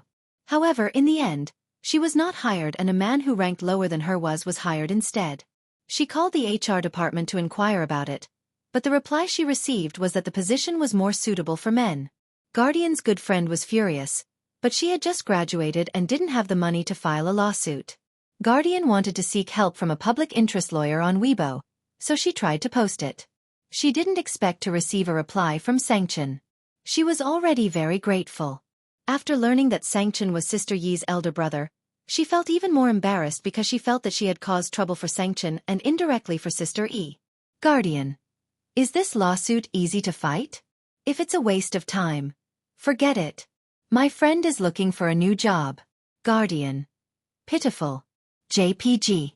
In the beginning, she and her good friend were indeed furious, but as time passed, they had no choice but to accept it. After all, there was too much inequality in this society. They were just two ordinary freshmen.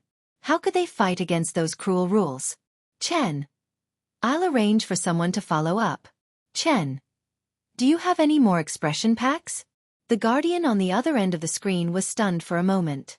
Only then did he realize that the emoticon she had just sent was made from Sister Yi's GIF. Guardian.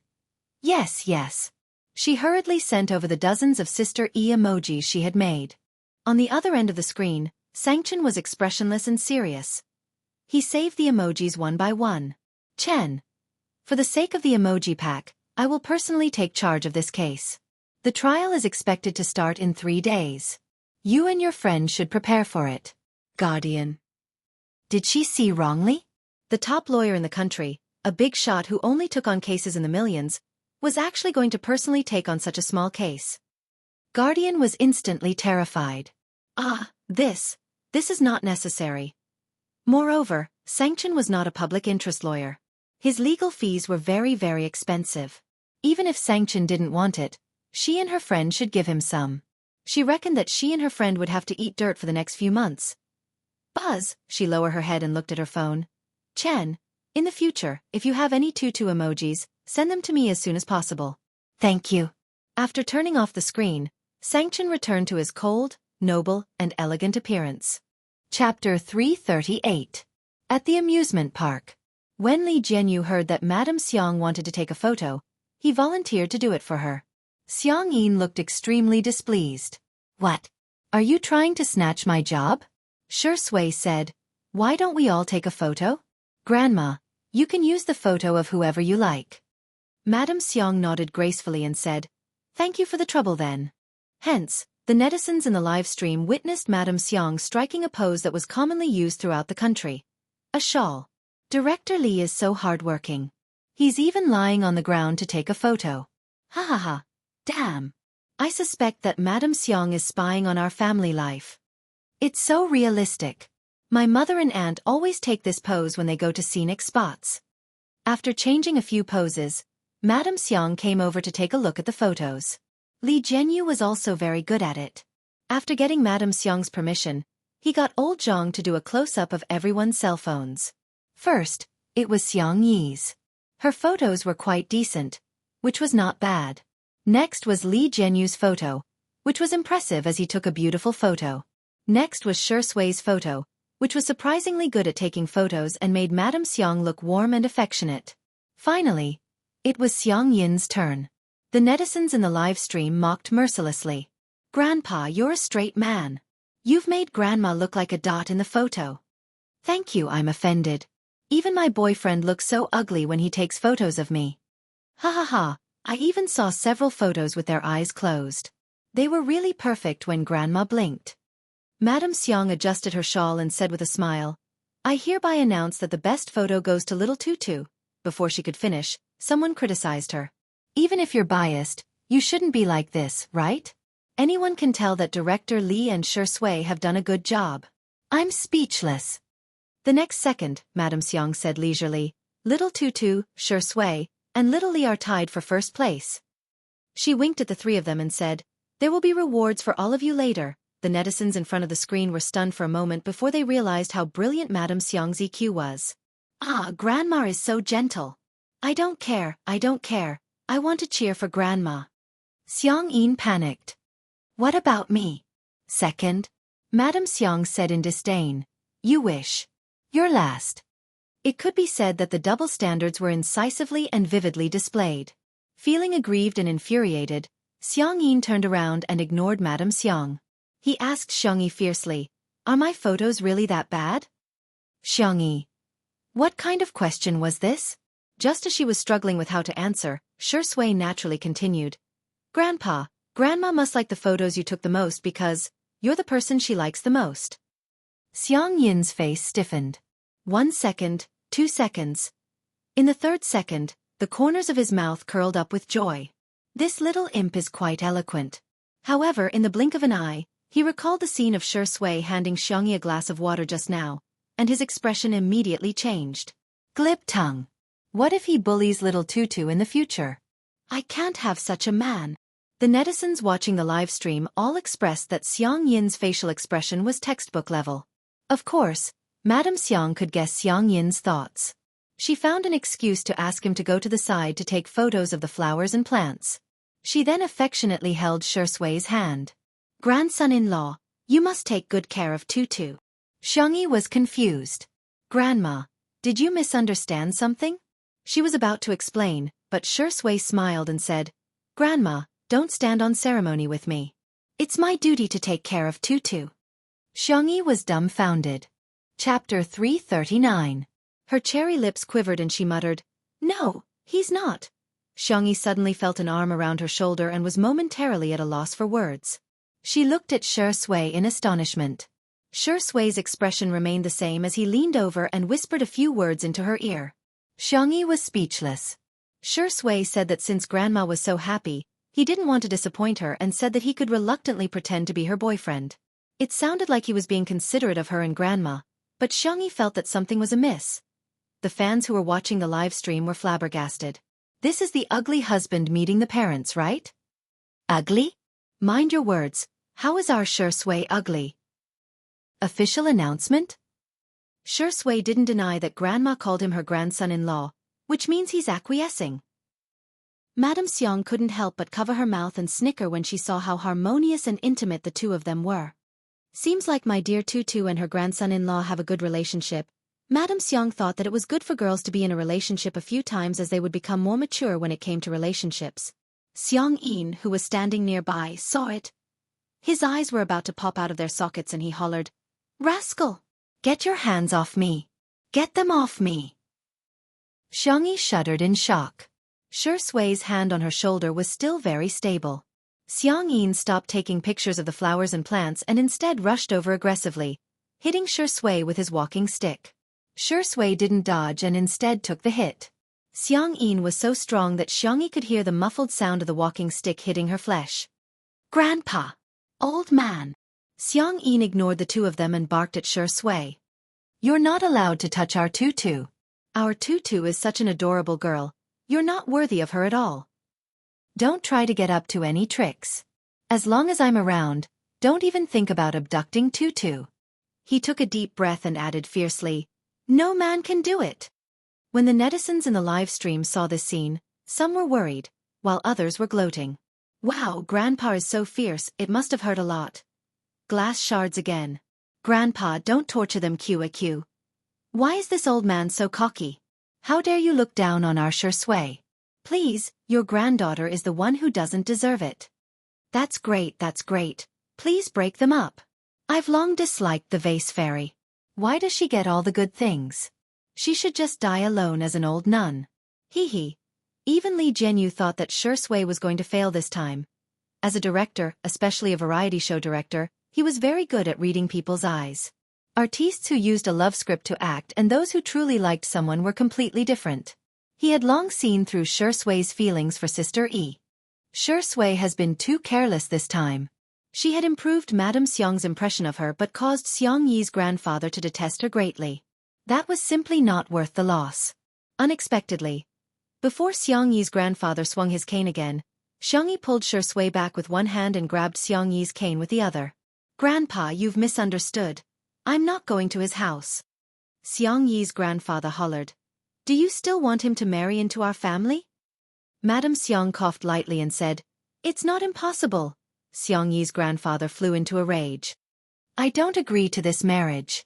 He straightened his back and waited for Xiang Yi to promise him that she would draw a clear line between her and Xiang Yi. In the next second, Xiang Yi swallowed her saliva and ran away with Shui. The netizens were dumbfounded. Xiang Yi's grandfather was speechless. What? You want to elope? Chapter 340. Xiang Yi and Shui were running so fast that Li Jianghu and old Zhang chased after them for a long time but still couldn't catch up. Instead, they were exhausted. Oh my god, I can't take it anymore, I'm exhausted, Li Jianghu said, panting heavily. Old Zhang was carrying equipment that weighed dozens of kilograms and was so tired that he couldn't speak. Li Jianghu leaned in front of the camera and said, Hee, maybe you guys want to see the two of us continue the merry-go-round? The netizens were appalled. Ah, go away. You're so ugly. Shui's sister Yi, you're so beautiful. Director Li, you're so ugly. Sui, perform a 360-degree Thomas spin for Daddy and I'll forgive you. Li Jianghu was quite good at controlling the situation. Amidst the laughter, he temporarily turned off the live stream. He muttered to himself, Daddy sure is indeed Daddy sure. He's able to turn the tables and show off. So what if I offend Xiang Yi? So what if I get beaten up? I got Sister Yi.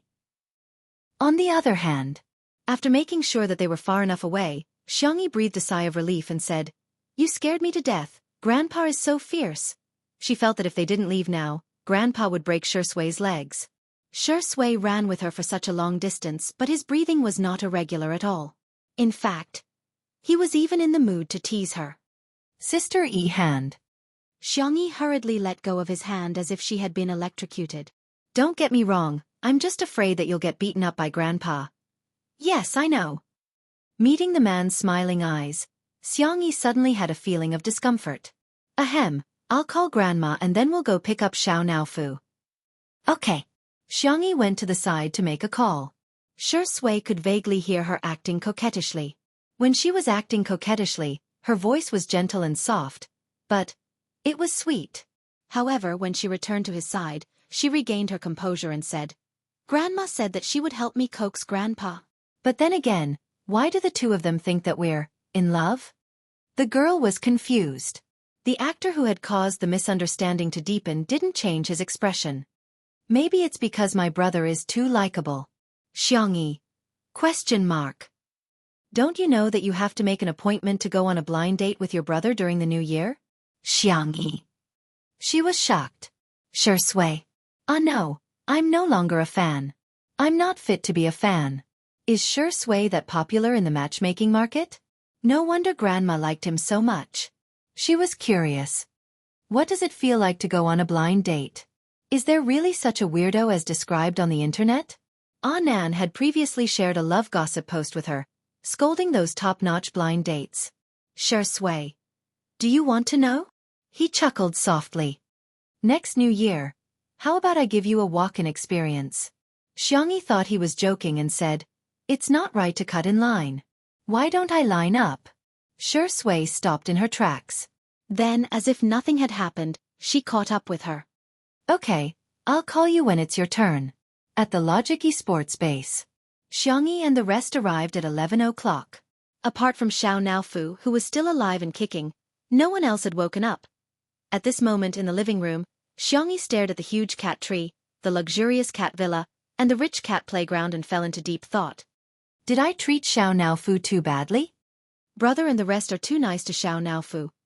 She somehow felt like a poor child who had gone to a rich relative's house to be pampered.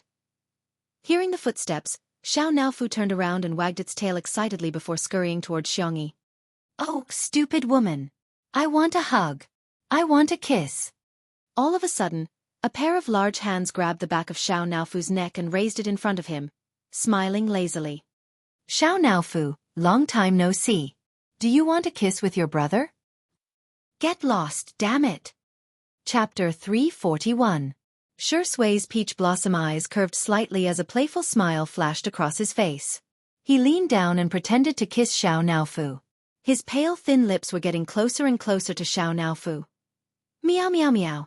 Xiao stretched out its chubby paws and desperately blocked Shui's lips, not allowing him to get any closer. Shui's eyes flashed with a sinister light as he slowly retreated. Xiao breathed a sigh of relief. Woo-woo, this hoo-hoo has protected his innocence. Suddenly, Shui made a sound of surprise. Sister E, do you think Xiao is bald? Xianxia leaned over to take a closer look and said worriedly, It seems to be a little. The fur on the top of Xiao's head was obviously thinner than the rest of his body. Just how long has fourth brother been stroking me in these few days? Xiao's eyes widened as it raised its paws and rubbed its head. Did this hoo-hoo's fur really become thinner? Then wouldn't it become a bald tiger? Unexpectedly, what greeted it was a sudden kiss from Shui. With a soft pop sound, the man's lips were imprinted on Xiao's cheek. Xiao, rumble. The whole world began to collapse. It was as if it had been struck by lightning as it stared blankly at Shui. TSK, why are you shedding fur? Shui's lips curled into a devilish smile. It doesn't taste good at all when I kiss you. Xiao. Dog man. F***CK. You mother***cur, I'm going to bite you to death. It opened its mouth wide and revealed its sharp teeth, looking like it was going to fight Shui to the death. But in the next second, it fell into a warm and fragrant embrace. Xiao, don't bite. Xianxia spoke in a tone like she was educating a child. Xiao pointed its paws at Shui. Awah. Awoo. He kissed me. Dogman, he kissed me. Xianxia understood what it meant. She coaxed it softly, Brother Shui kissed you because he likes you. Shui added fuel to the fire. Yes, I never kiss other people's kittens. Xiao was so angry that he lost his mind. Woof. Woof woof. He gradually turned into a dog. Li Jianghu and old Zhang, who were watching from the side, were about to go crazy with laughter. Xianxia. Tong, do you still remember that you are a little tiger? Which little tiger in the world would bark like a dog? Okay, don't be angry anymore. Our Xiao is the most obedient. Xianxia paced back and forth with it in her arms, patiently coaxing it for a few minutes. Xiao sniffled and snuggled into Xianxia's arms, rubbing its head against her cloud-like softness. Not far away, Shui's dark eyes suddenly narrowed. After Xiao whined and whined for a long time, fourth brother Xiangyu woke up.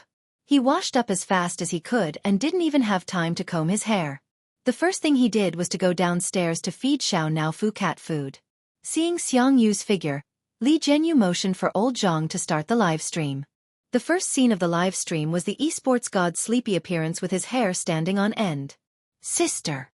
His voice was slightly hoarse as he had just woken up. Brother, I'm here to take Xiao Naofu home. Xiangyu was silent. He took Xiao Naofu from her arms and skillfully rubbed its head. He said coldly, changing environments often is not good for cat's mental health.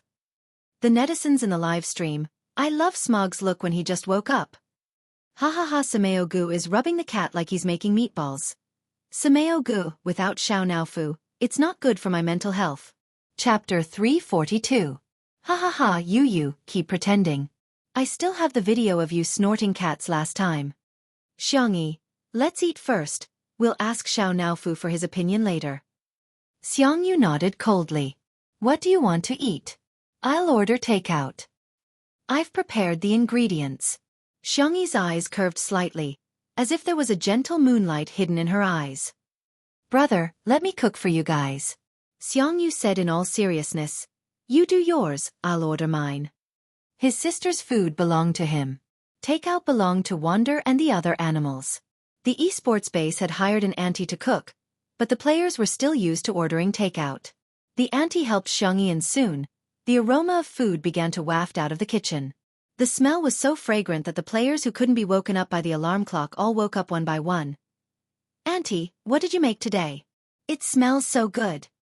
Amazing, it's braised pork, right? I'll have 2 bowls of rice later. I think I can smell the pork rib soup. Sob, I'm so hungry. Do you have any snacks to fill my stomach? Xiangyu waited until they were almost done with their discussion before he casually said, My sister is here. Ha! Everyone was shocked. They had signed a contract with the live stream software to stream for a certain amount of time every month.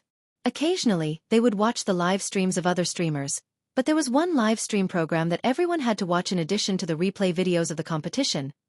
That was Xiangyi's edited version of her cooking. It was a godly meal. Watching her cook was simply a form of enjoyment. They didn't expect that Xiangyi would come to their esports base to cook today. The group of youngsters immediately began to fawn over Xiangyu. I'll scoop Xiao Naofu's poop today. Smog, you're my good brother, so your sister is our sister too. Brother, do you want some water? Do you want ice water, hot water, or warm water?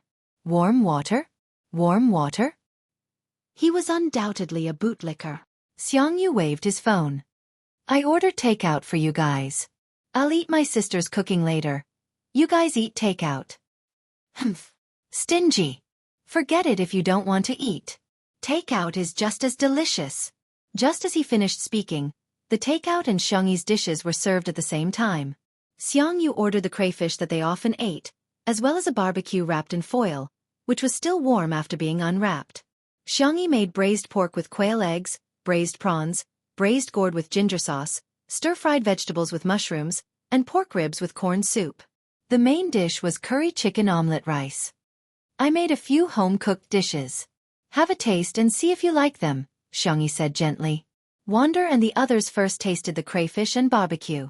Then, under Xiangyu's murderous gaze, each of them took a bite of Xiangyi's food. The braised pork was fatty but not greasy. It was soft after being stewed. The fried quail egg had a texture similar to that of a tiger's skin. It was full of sugar-colored syrup. The prawns were light red and glossy, fresh, salty and slightly sweet. The sponge gourd was refreshing and delicious, tender and fragrant. The omelette rice mixed with curry, the unique spiciness of curry and the tender and smooth egg skin were a perfect match. There was nothing more blissful than scooping a big mouthful into one's mouth. This is too good. Eat, eat, eat. Delicious. So delicious. What kind of trash is takeout? The group of young teenagers were not even afraid of Xiangyu. They buried their heads in the food crazily. Bianyu asked, Sister, it must be hard for you to descend to the mortal world, right? Sister, do you play games? I'll take you flying. Sister, do you still need a younger brother? Chapter 343. The youths ate until the corners of their mouths were glossy and their cheeks were puffed up. The netizens commented, I'm used to it. Ms. Xiang is really a Mary Sue. Vicissitudes of life lighting up smoke. JPG. I suspect that Sister E has drugged the food. Otherwise, why is everyone eating so happily? Are these still the rebellious and wild kids who made the club manager and coach worry so much? How can they become obedient in front of Xiangyi? While Xiangyi was feeding Xiao Naofu the prawns, the boys turned to look at Shi Sui. Brother Shi Sui. Captain Wander couldn't care less about table manners. While chewing, he asked, "Are there any requirements for appearing on your show?" Shi Sui raised her eyebrows and said, "I'm afraid you'll have to ask the director." Wander looked at Li Jianyu and asked, "Uncle, can we appear on your show?" Li Jianyu was confused. "I'm only 2 years older than Shi Sui. Why is Shi Sui her brother and I'm her uncle?" "I'll give you 10 seconds to reorganize your words," Li Jianyu said sternly with a sullen expression. Wander was stunned for a moment before coming to a sudden realization. He exclaimed loudly, "Uncle, can you give us a chance?" Li Jianyu was speechless. The comment section of the live stream was flooded with "ha ha ha ha" comments. Li Jianyu said calmly, "No, you guys are too expensive, we can't afford to hire you." The esports industry in China was very popular, and with the development of live streaming, the commercial value of esports players was now no less than that of celebrities. It would be fine to hire 1 or 2 people, but with so many of them, they really couldn't afford to hire them. Wander immediately exclaimed, "Uncle, I can do it for free." Ah Shui chimed in, "I don't want it either." Xiao Yang said shyly, "As long as I'm full." Li Jianyu was speechless. "Sister He, you're indeed worthy of your reputation. You've saved the program team a 7-figure sum of money with just 1 meal. Isn't it just calling me uncle? What's the big deal? You can even call me grandpa." Li Jianyu revealed a silly smile as if a pie had fallen from the sky. After the meal, the youngsters were all stuffed. They were all slumped on the sofa or beside the coffee table like a group of salted fish. Xiangyi placed Xiao Naofu on the ground, then pointed at Xiangyu, and then at herself. "Do you want to stay with Big Brother, or come home with me?" Xiangyu was full of confidence. He had doted on Fu Fu so much that he could get whatever he wanted. He even gave his own bed to Fu Fu as a cat bed. Therefore, Fu Fu would definitely choose him. The next second, Xiao Naofu didn't even look at him as it happily jumped into Xiangyi's arms and hummed softly. "Meow ah meow. Stupid woman. Bring this hoo-hoo home." Xiangyu's face was filled with disbelief. How could this be? How could this be? Was the love that Fu Fu had for him all these years all fake? Coincidentally, the camera gave him a close-up, and the netizens in the live stream couldn't stop laughing. So love will disappear, right? DBQ Sameogu is really pitiful, but I really want to laugh. Poor Sameogu, he's finally going to find out that Xiao Naofu is a green TB*TCH. Xiangyi carried Xiao Naofu in her arms and got ready to leave. "Wait!" Xiangyu suddenly called out to her, his eyes falling on her arms. "Fu Fu, is there something that I haven't done well enough?" Xiao Naofu blinked its clear, ice-blue cat eyes and meowed. "Meow meow. Goodbye, big brother. I'll miss you." Xiangyu gazed at it deeply and said in a low voice, "Fu Fu, I'll come and see you." Xiao Naofu turned its head and nestled in Xiangyi's arms with a mischievous smile. "Miss you? No way. Sad. No way. Hee hee, I'm just pretending." Chapter 344. This scene was completely recorded by the camera. Li Jianyu's original intention was to film Smog and Cat 2.0, but to his surprise, he managed to capture the scene of the scumbag Xiao Naofu. Green tea Xiao Naofu scumbag cat. Damn it, this smile is so smart, it's really smart. I suggest everyone hit the scumbag Xiao Naofu on the public chat. Everyone thought that apart from Shi Sui, Xiao Naofu was invincible. However, when Xiangyi and the others returned to the manor, they discovered that there was an adorable little Shiba Inu at home. Its back was light yellow, and its belly was cream-colored. Its eyes were watery and it was lying on the ground obediently. Xianxia said coldly, "This is a dog that Uncle's friend gave him. He wants you to take care of it for him for a few days. Its name is," he reluctantly said, "Little Shiji." The man, who was as cold as a snow-capped mountain, uttered these 3 words with an inexplicably cute accent. Xiangyi asked, "Little lion? Its fur color does resemble a lion." Xianxia said sternly, "It's little Shiji." "Okay." Xiangyi bent forward and rubbed little Shiji's head tentatively. The little Shiba Inu rubbed against her palm obediently. Woof, it's so cute. I'll make you some delicious food later. Woof woof. When Xiao Naofu saw this scene, it instantly felt as if the world was collapsing. Am I not this stupid woman's favorite? She actually wants to. Pesh. She's going to cook for this mutt? Xiao Naofu was so infuriated that he scurried over on his short legs and roared at little Shiji. Meow. Meow. Little Shiji. Omega Bit stared at Xiao Naofu for a few seconds and took the initiative to lick Xiao Naofu's fur to show its friendliness. Xiao Naofu thought, ah, damn it, my body is so dirty. It waved its paws angrily and slapped little Shiji's face. Little Shiji did not retaliate after being hit and simply took a few steps back, feeling a little aggrieved. Xiao Naofu refused to give up and wanted to hit it again. Its body was suddenly suspended in the air. Xiangyi had picked it up. The little cat felt so wrong that it wanted to die. Meow meow meow. Let this dog go. I'm the only one in this house. Xiao Naofu, it's only staying for a few days. Xiangyi tried to reason with it. Little uncle will take it away when the time comes. Xiao Naofu. I won't listen, I won't listen. It wriggled and broke free from Xiangyi's arms. It jumped onto the table and chose Xiangyi's cup. It waved its meaty claws and moved the cup to the edge of the table. Meow! Li Jianghu said in surprise. Is it threatening you, Sister E? Xiangyi. I think so. Woof. Little Shiji had no idea what was going on at all. It rubbed Xiangyi's calf affectionately, seemingly wanting her to rub its head. Seeing this scene, Xiao Naofu fumed and turned on its little jerk mode. Bang! The cup fell to the ground. Still not appeased, Xiao Naofu jumped onto the sofa and stepped on Tutu's plushie a few times. It then sat down aggrievedly and shook its chubby body while sobbing. Xiangyi's heart immediately softened. How could she bear to scold it? Just as she was thinking about how to coax Xiao Naofu, Shui stuffed something into her hand.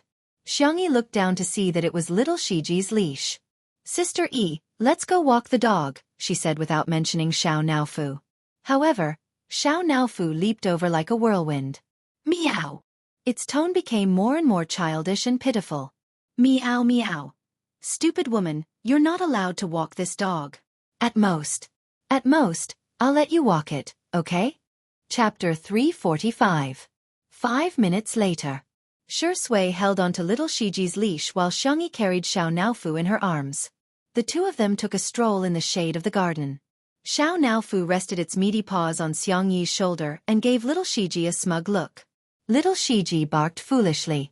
Woof. Xiao Naofu humphed. It then glanced at Shui smugly. A dog-like man walking a dog. What a perfect match.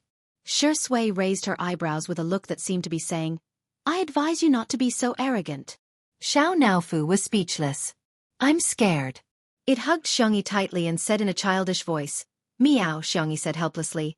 Xiao Naofu, how many meals do you eat a day at Fourth Brother's place? It had only been a few days and it had obviously gained weight. Xiao Naofu felt extremely guilty. Well, I just have 3 meals a day plus canned food, dried meat, dried fish, nutrition cream, hair removal cream, and some snacks, Shui said. Actually, I have a way to make Xiao Naofu and little Shiji live in harmony. Xiangyi's eyes lit up. Huh. Shui pushed her glasses up her nose and said with a smile, Why don't we send Xiao Naofu away? Xiao Naofu was speechless. Listen, is that even human? Shui winked at Xiangyi. The girl understood and cooperated with him tacitly. I think we should give it to second brother. He'll definitely design a scientific and nutritious meal plan. It'll be just nice for Xiao Naofu to lose weight.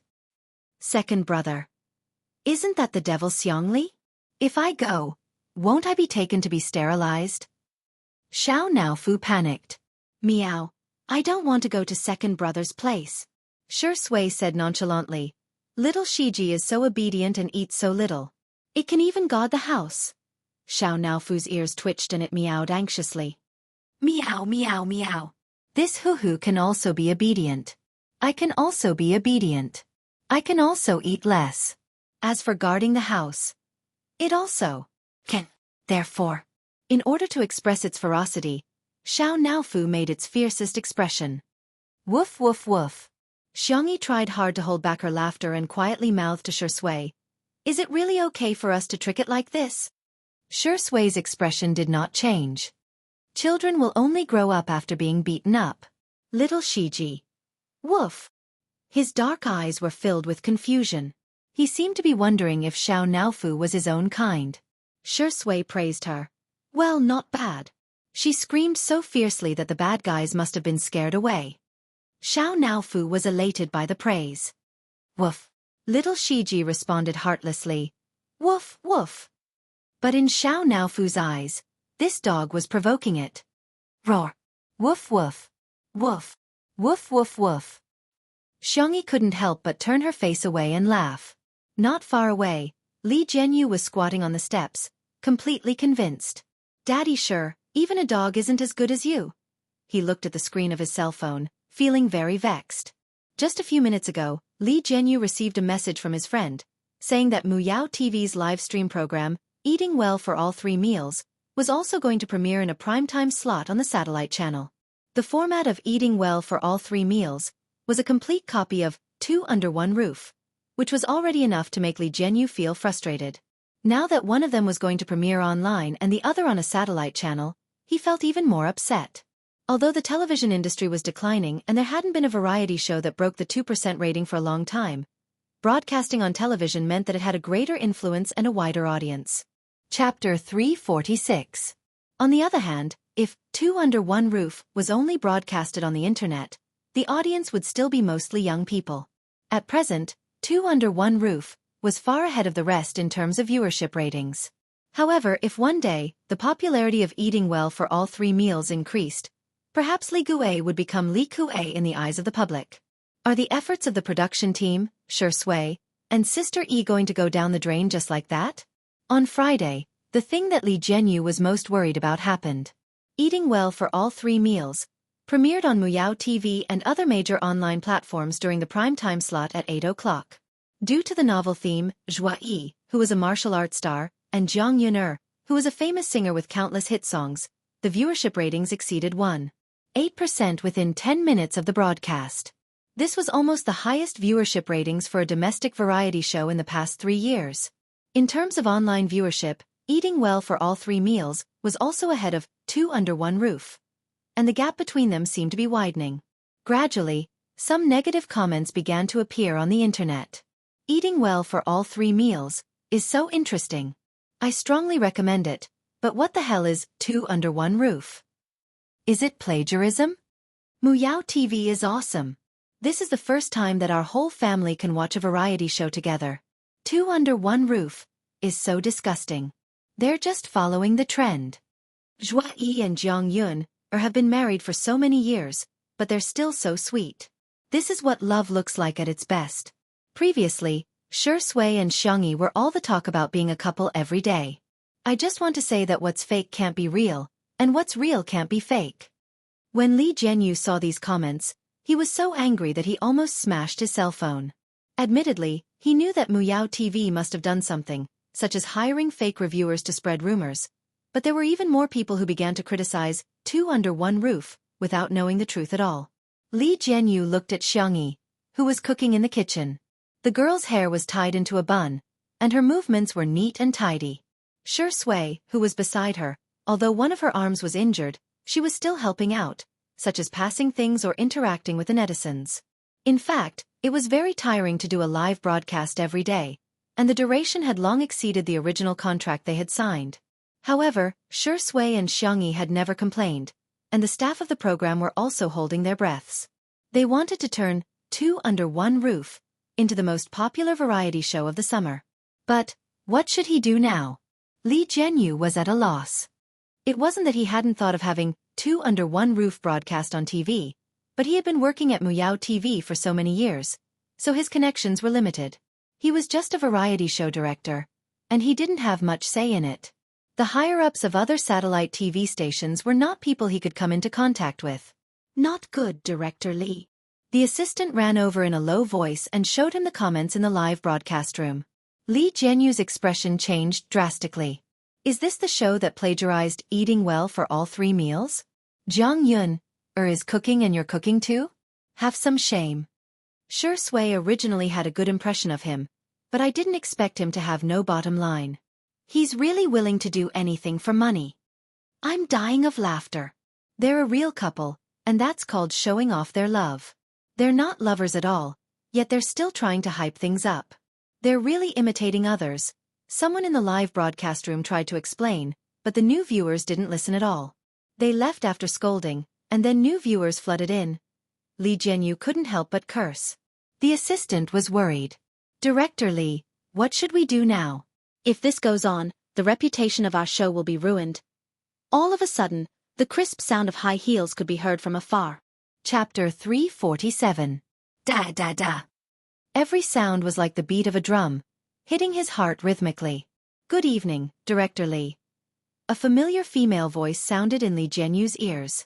He turned around and was stunned. Director Yuan? It was Yuan Qing, the deputy director of Muyao TV. Yuan Qing's vision and ability were unquestionable. Back then, he had several variety show proposals, but no one was interested in them at first.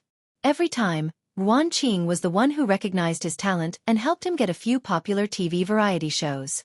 I've already resigned. Yuan Qing was wearing a blouse, a long skirt, and a geometric patterned scarf. Her makeup was exquisite and proper, and she exuded the elegant charm of a mature woman. Li Jianyu rubbed his hands helplessly and asked, "Is that so? May I know what brings you here today?" As a social worker, he was still a little nervous when facing his former boss. Yuan Qing chuckled and said, "I saw the recruitment notice for your program." Li Jianyu was confused. Yuan Qing pulled out a document from her bag and said, "This is my resume." Li Jianyu was dumbfounded. He was dumbfounded and looked at this scene in disbelief. In the glass greenhouse, the warm-toned glass lamps refracted magnificent and bright colors. In just a few minutes, Yuan Qing had successfully joined two under one roof. Li Jianyu accepted this reality in a trance. He felt that he could go to the social worker discussion group and post about it. There would definitely be a lot of clicks.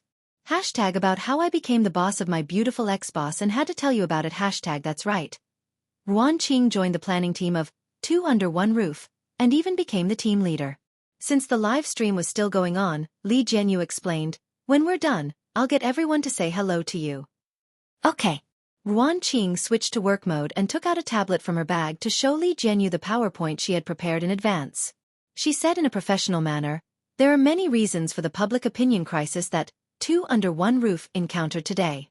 First of all, the people who watch live streams and variety shows overlap, but not completely. At present, live streams and variety shows account for half of the video entertainment industry in our country. The explanation is very simple, and that is, Two Under One Roof has been promoted." Promotion meant that it was broadcasted on TV. Li Jianyu smiled bitterly. "I've thought of that too, but it's not something that can be done just because you want to." Yuan Qing took a sip of her coffee. "Director Li, may I ask if our production team has a complete promotion and salary increase plan?" Li Jianyu thought she was joking. "You're now the second in command of our show. If you get promoted again, you'll be the first in command."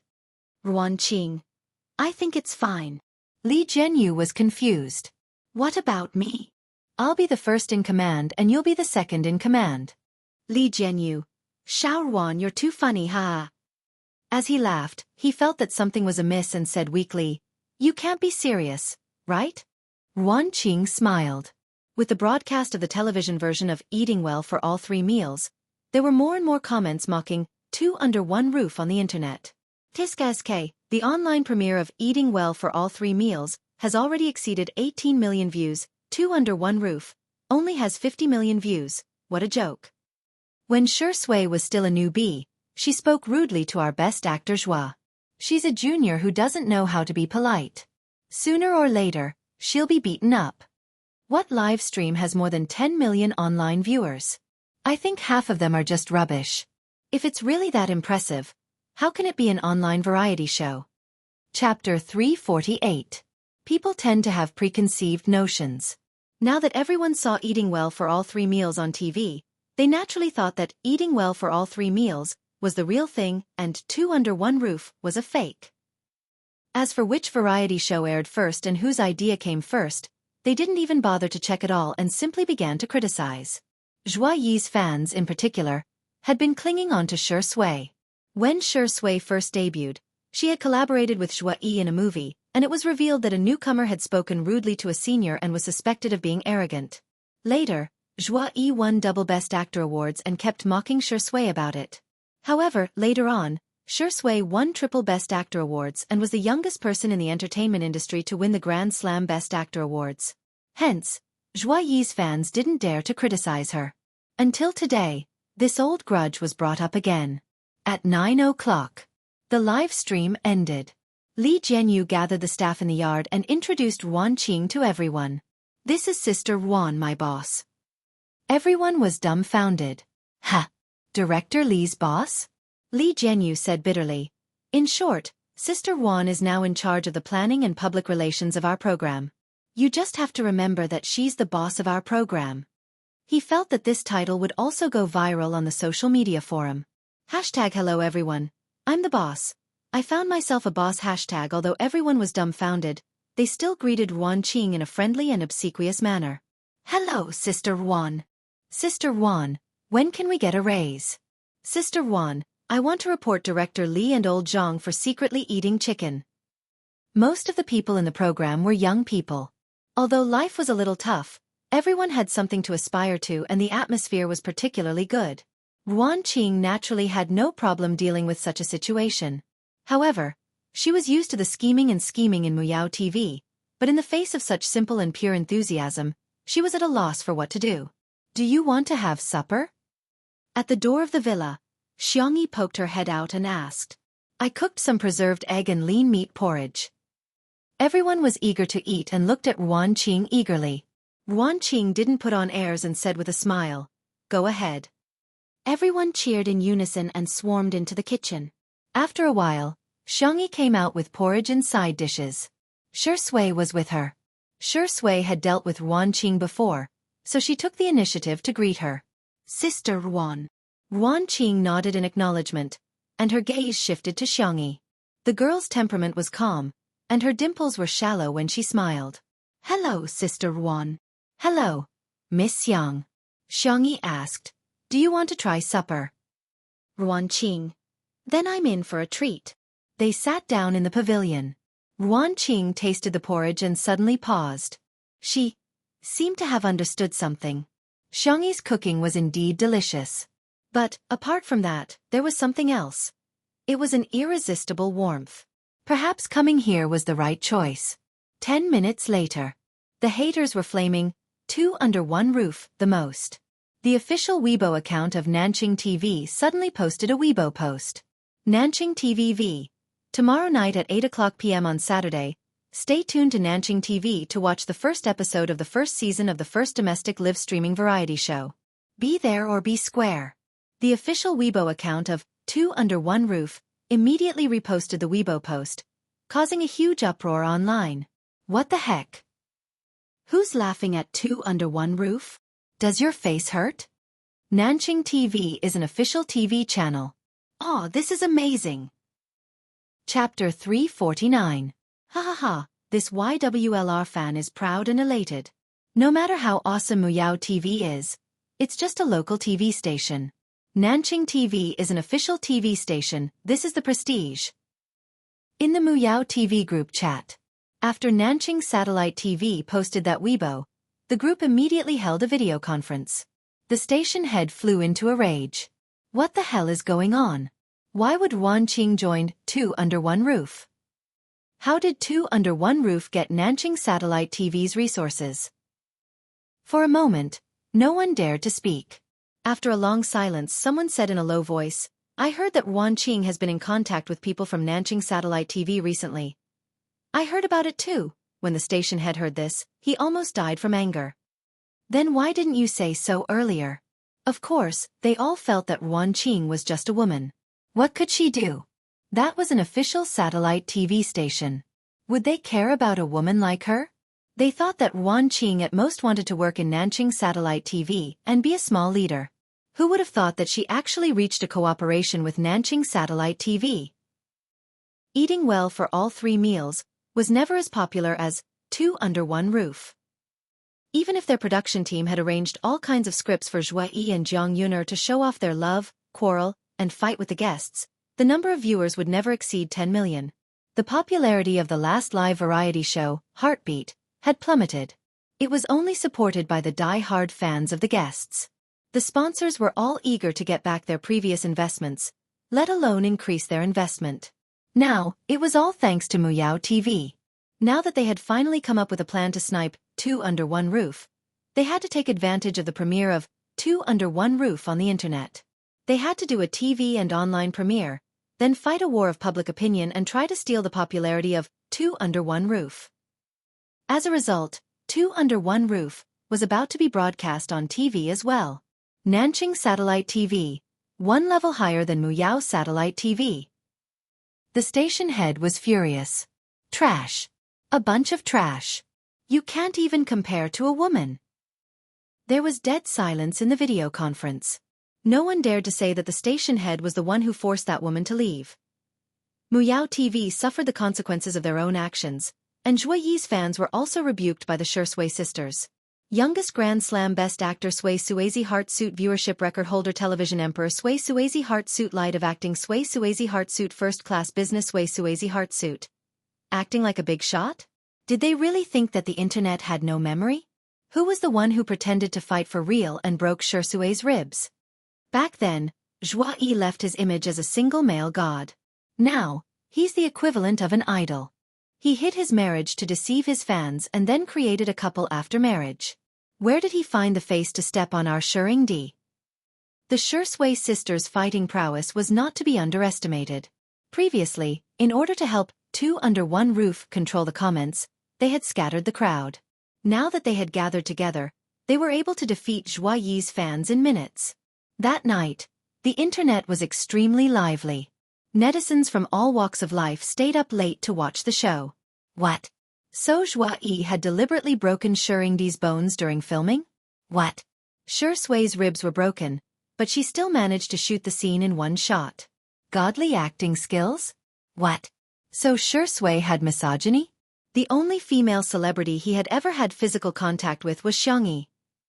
On the one hand, the fans of the untimely couple felt sorry for Shui, but on the other hand, it didn't stop them from falling head over heels. The next day, early in the morning, the official account of Two Under One Roof announced the guests that would be coming today. Chapter 350. Two Under One Roof. Please sign here for today's surprise. We are fortunate to have invited the movie queen Zhong-yi to participate in today's live stream. There are also two mystery guests. Everyone, please look forward to it. We actually managed to invite Zhong-yi. Zhong-yi had excellent acting skills and gorgeous looks, but she was often attacked by others because of her sexy image in the early days of her debut. Her most famous film was Dustless, which was a collaboration with Shui. In the film, Shui played a detective who belonged to the good side, while Zhong-yi played a dancer who was both good and evil. She had a secret relationship with Shui. The director formed many artistic metaphors through their relationship, and the two of them also displayed superb acting skills, which were regarded as classics in the film industry. The two of them were about the same age, and Zhong-yi was 30 years old this year. When the film was released, many people were shocked by their acting skills in the film and mistakenly thought that they were a real couple. Hence, the two of them were rather popular in the industry. The reason was that Shui had never interacted with any actresses before. Some of Zhong-yi's fans immediately expressed, "Her Highness has arrived. Zhong-yi and Zhong-yi CP are worth investing in." When Shui was interviewed, he said that he liked Zhong-yi's type very much. Ha ha ha, there's going to be a good show to watch. Zhong-yi is the beautiful type. Vase Fairy is going to be crushed by a beauty like Zhong-yi in seconds. Seeing how Zhong-yi's fans were being ridiculed, Xianxia's fans were displeased. Is our sister someone you can bully as you please? Hence, Zhong-yi's fans were taught a lesson early in the morning. They were dumbfounded. Is this Xianxia that popular? Why does she have so many fans? The live stream began at 9 o'clock in the morning. The loyal fans of Two Under One Roof immediately swarmed into the live stream.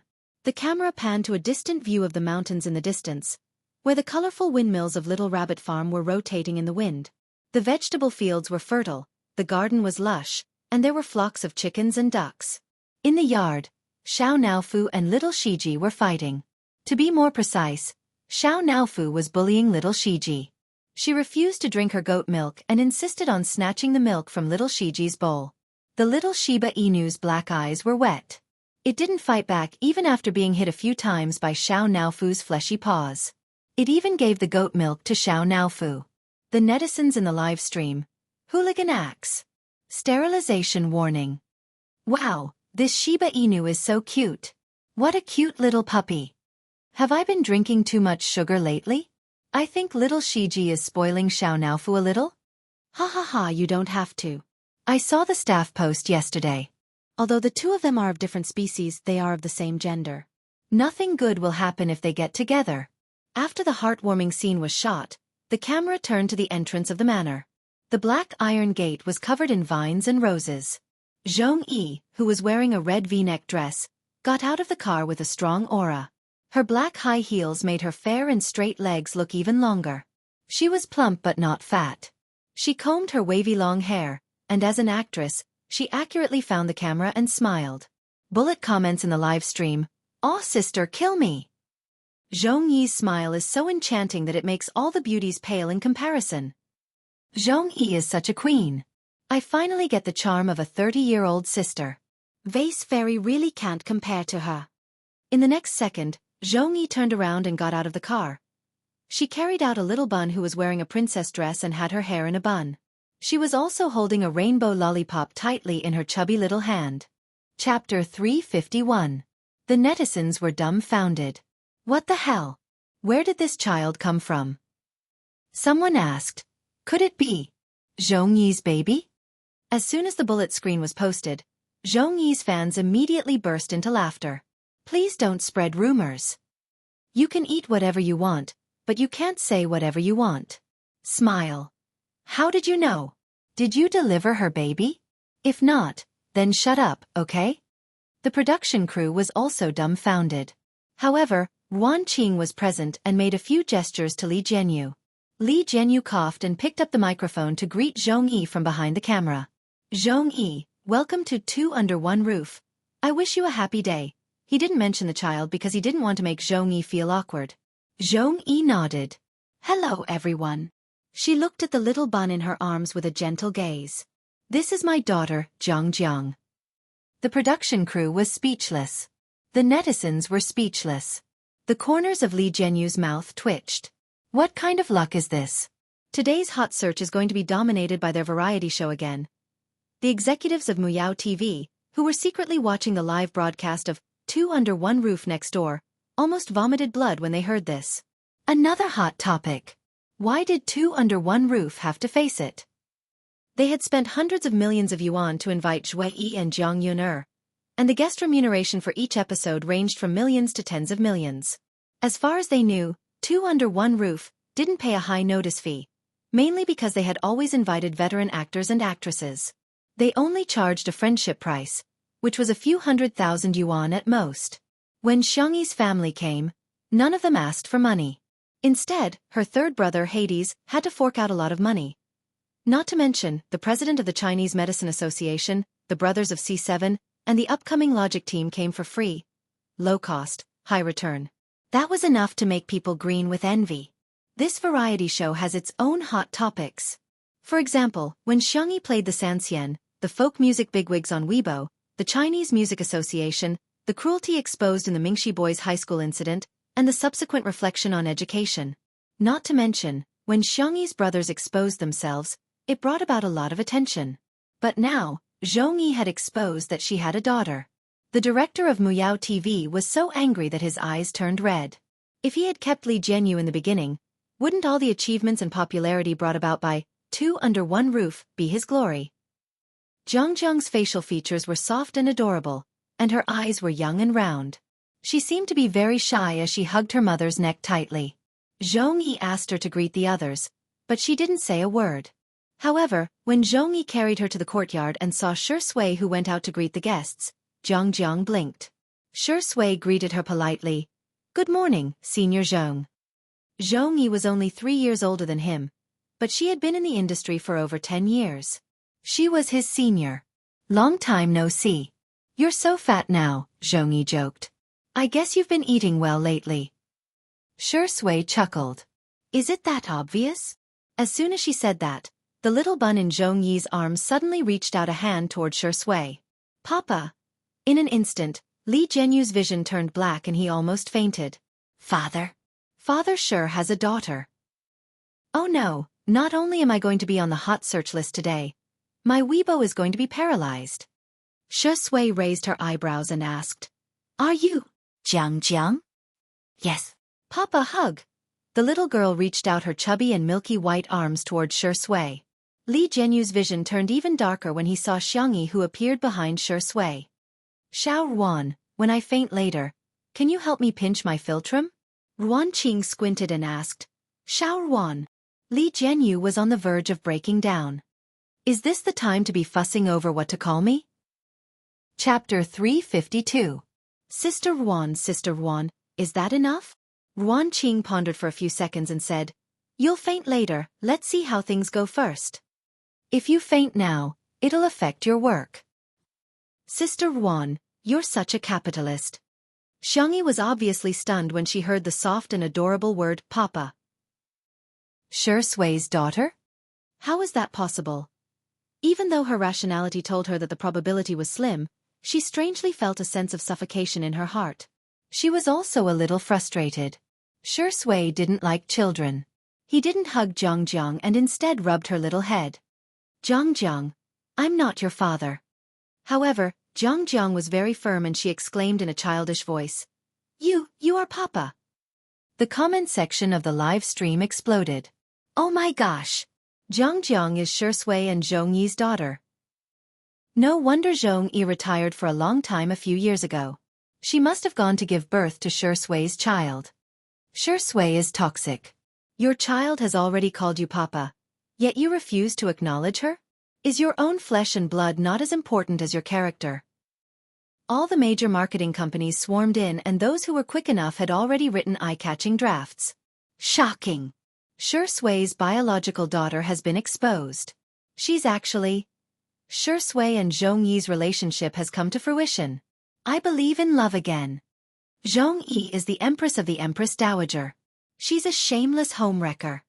There were those who were just there to watch the show, those who were trying to ride on the hype, and those who were making things up.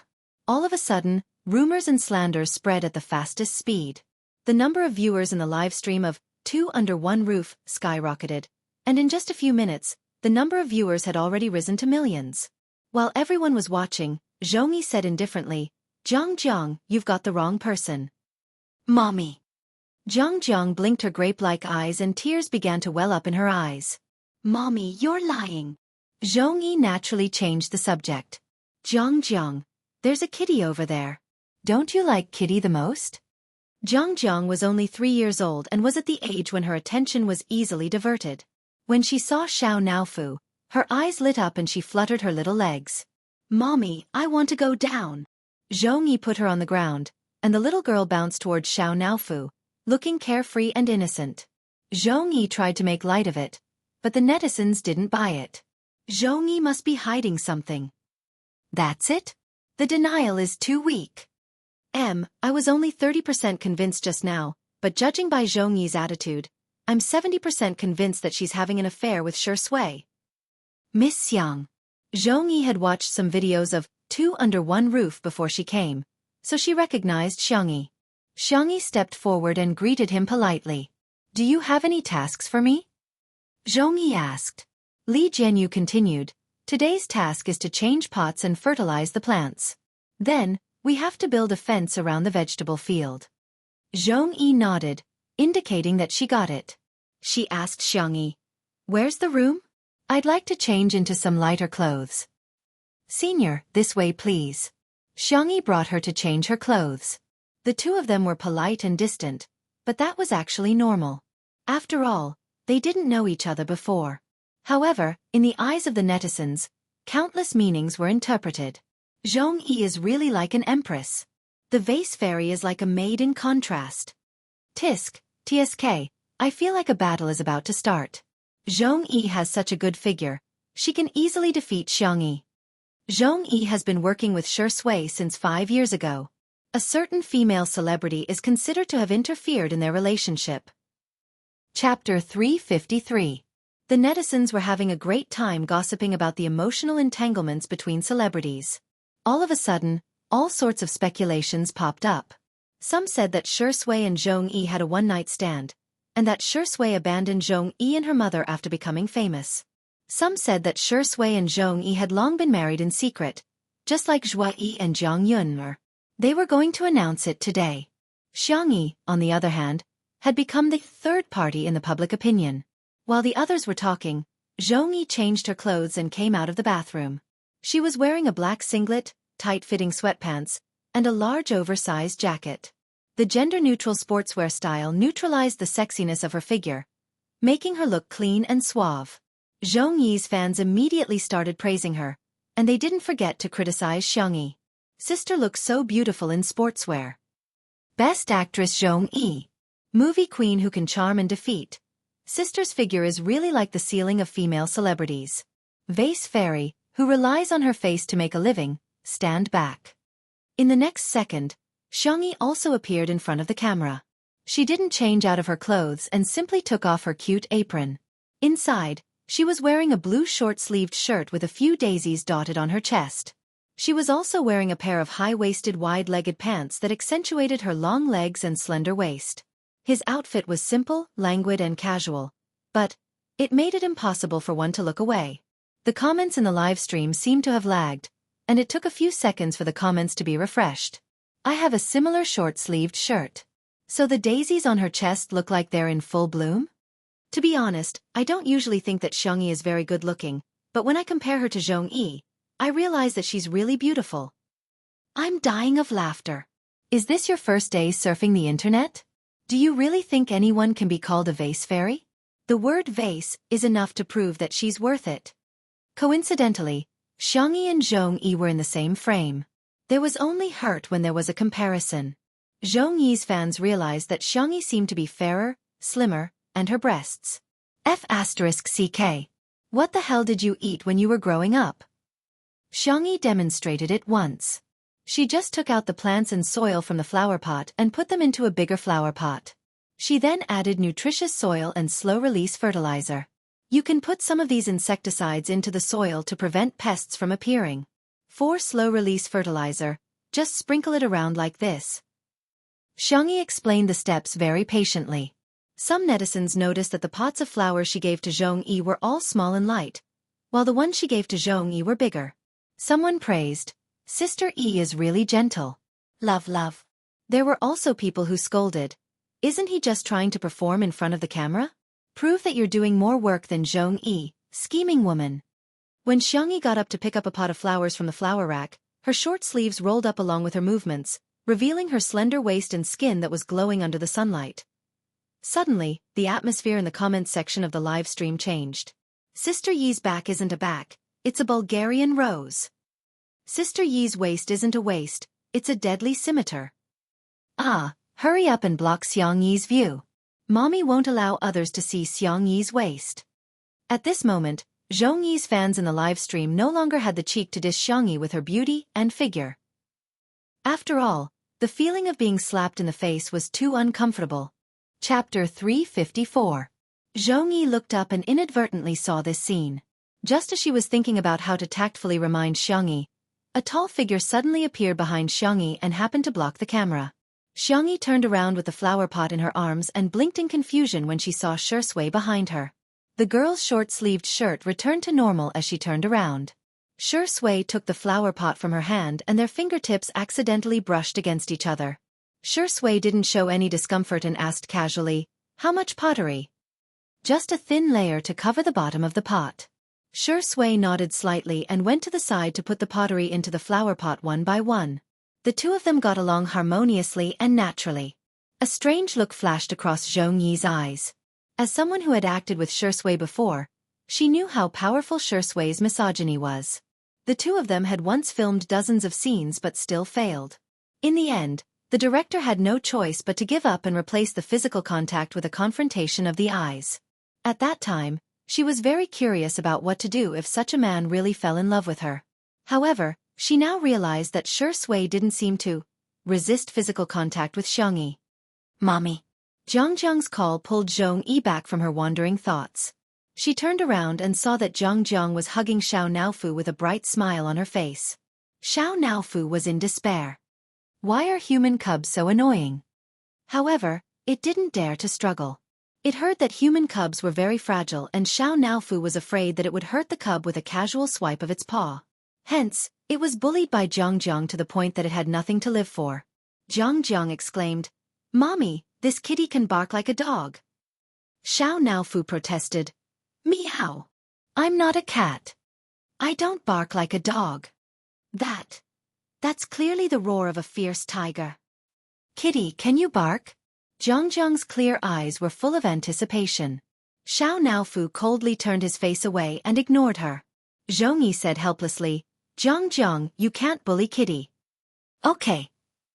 Little Loli pouted and placed Xiao Naofu on the ground. Xiao Naofu, as if it had been granted amnesty, rushed towards Xianxia. But halfway through, he was grabbed by the back of his neck. "Sister E is busy. Don't disturb Sister E," Shui said with a smile. "Do you want me to play with you? How about a kiss?" Xiao Naofu was instantly enraged. "Woof woof woof. Dream on. Wishful thinking, dog man." Jiang's eyes widened and she said in admiration, "Wow, Papa is so amazing. It can actually make a kitten bark like a dog." Zhongyi seemed to have thought of something, as she remained silent. This scene was seen by the netizens in the live stream. "So loving. It's obvious that he's coaxing his daughter. The look in Zhongyi's eyes is so sad. It must have been hard for her to raise a child all these years. Scumbag Shui. If you have the ability, then make an official announcement. If you don't care, why are you teasing Jiang? She had gotten her father's love and lost it? Are you still human?" The netizens were filled with righteous indignation, and they immediately imagined Shui as a scumbag father. An untimely couple fan said, "Shuringdi might be coaxing Xianxia too." Immediately, he became the target of public criticism and was scolded like a sieve. In their eyes, Shui, Zhongyi, and Jiang were a family of three. Xianxia was superfluous. It was right to scold the mistress. On the contrary, there was a moral problem. There was a mistake in their thinking. They were openly supporting the mistress. Chapter 355. Most of the time, the more people there were, the more reason there was. As long as the moral high ground was high enough, they could judge others to their heart's content. What was the truth? Was it important? People always believed in what they thought was the truth. Just when the netizens in the live stream thought that they had done justice, Shui rubbed Xiao Naofu's head and placed it in an empty flower pot next to Sister E. She said gently, "Don't run around, be careful not to get pricked by the thorns." Xiao Naofu snorted. "I'm not afraid." It waved its paw to show off its power, but it happened to be next to a pot of cactus. "Meow meow meow meow." The little kitten cried miserably. Xianxia, who was at the side, wiped her hands and carried Xiao Naofu back to the living room. However, Shui squatted in front of Jiang and said seriously, "Jiang, you have to call me uncle." Jiang felt aggrieved. "But you're daddy." "I'm not." Shui's voice was gentle, but his attitude was firm. "Jiang, will you call someone else mommy?" Jiang sounded like she was about to cry. "No." "Why?" "Because I believe you know that if you call someone else mommy, your mommy will be sad. So if you call me daddy, your real daddy will be sad too." Shui tried his best to speak with logic that children could understand, but Jiang still burst into tears. "I'm sorry, Senior Zhong. I hope you can have a good talk with Jiang. I don't want this misunderstanding to continue, okay?" Shui looked at Zhongyi. Zhongyi's lips curled into a bitter smile. Indeed, he hasn't changed. Two contradictory words could appear on Shui at the same time. He was gentle yet cruel. He was really a gentleman most of the time and was polite to everyone. However, in some aspects, he refused to take a step back. She originally had some selfish motives. But now, it seemed that Shui would not tolerate it at all. Zhongyi closed her eyes and made up her mind. "Jiang, this is Uncle Shui. He's not your father. Your daddy has gone to a faraway place." Jiang sobbed and asked, Then will I still be able to see Daddy? We'll never see him again. Zhongyi's voice was trembling. Jiang cried even harder. Zhongyi comforted her with a soft voice. On the other hand, Shui's gaze remained indifferent. It was as if cold blood was flowing under his handsome appearance. In the live stream, countless viewers felt upset because of Jiang's tears. The scumbag must die. Sigh, no matter what the adults are like, what did the children do wrong? Jiang is so pitiful. Zhongyi is clearly putting on a brave front. I'm going to vomit. I thought the clock couple was real, but I didn't expect Shui to be so selfish. Not only did they not announce it, but they even forced Jiang not to call him daddy. She forced Zhongyi to lie to the child. Shui would probably be drowned by the overwhelming comments if they were converted into spittle. In the living room of the villa, Xianxia applied some aloe vera gel on Xiao and bandaged it simply. Li Jianyu and Ruan Qing rushed over in time and gestured for the cameraman to film little Shiji's daily life for a while before telling Xianxia to turn off the microphone on her clothes. Sister Yi. Jiang is not Shui's daughter. Li Jianyu explained anxiously. Xianxia said calmly. Yes, I know. Li Jianyu heaved a sigh of relief and said, Sister Yi, you're so smart. Ruan Qing was speechless. What kind of man is this? It was obvious from the little girl's expression that she was jealous. Chapter 356. Li Jianyu was still babbling. Sister Yi, don't worry. There's nothing going on between Mr. Shi and Zhongyi. Xianxia said. Ah, is that so? Li Jianyu said, they just worked together in a movie. Because their scenes together were so spectacular, they have a bunch of fans who love them together. Xianxia said. Oh, I see. But most of the couples in the entertainment industry are fake. It's either a publicity stunt or just a figment of the imagination of the fans. Ruan Qing covered his mouth and asked with a smile, how's Xiao? It's all right, it's just a little pricked. Xianxia placed it in the kitty villa, but Xiao refused to sleep and insisted on occupying little Shiji's kennel. It lay flat on the ground with its buttocks sticking out. Maybe you can talk to Shui, Ruan Qing suggested. Xianxia said calmly. You've misunderstood. There's nothing for the two of us to talk about. We just worked together on a variety show. Most of the couples in the entertainment industry are fake. The two of us are no exception. Ruan Qing coughed, wanting to remind her that Shui was right behind her. However, Xianxia was still calmly narrating. We're not a real couple. It doesn't matter to me whether he has a child or not. Me too. She paused, seemingly not trying to convince Ruan Qing but trying to hypnotize herself. I'm just a fan of his. The man at the door was tall and slender. He was standing against the light and his handsome face was hidden in the darkness, making it impossible to tell his emotions. Li Jianyu held his breath, not daring to make a sound. What kind of hell is this? Ruan Qing hesitated for a few seconds and asked tentatively, so you don't like Shui at all? Li Jianyu's gaze was vivid as if to say, Sister Ruan, are you crazy? In the next second, Xianxia said in a huff, I don't like her. The figure at the door paused stiffly for a few seconds. A moment later, the man left. Boom. Li Jianyu's heart was about to break. He hadn't even had the chance to witness the untimely beginning, but was he going to witness the untimely end? But, Ruan Qing asked again, you really don't like it? She smiled and said, Zhongyi and Shui are together now, and they have a child together. The three of them seem to be a good family.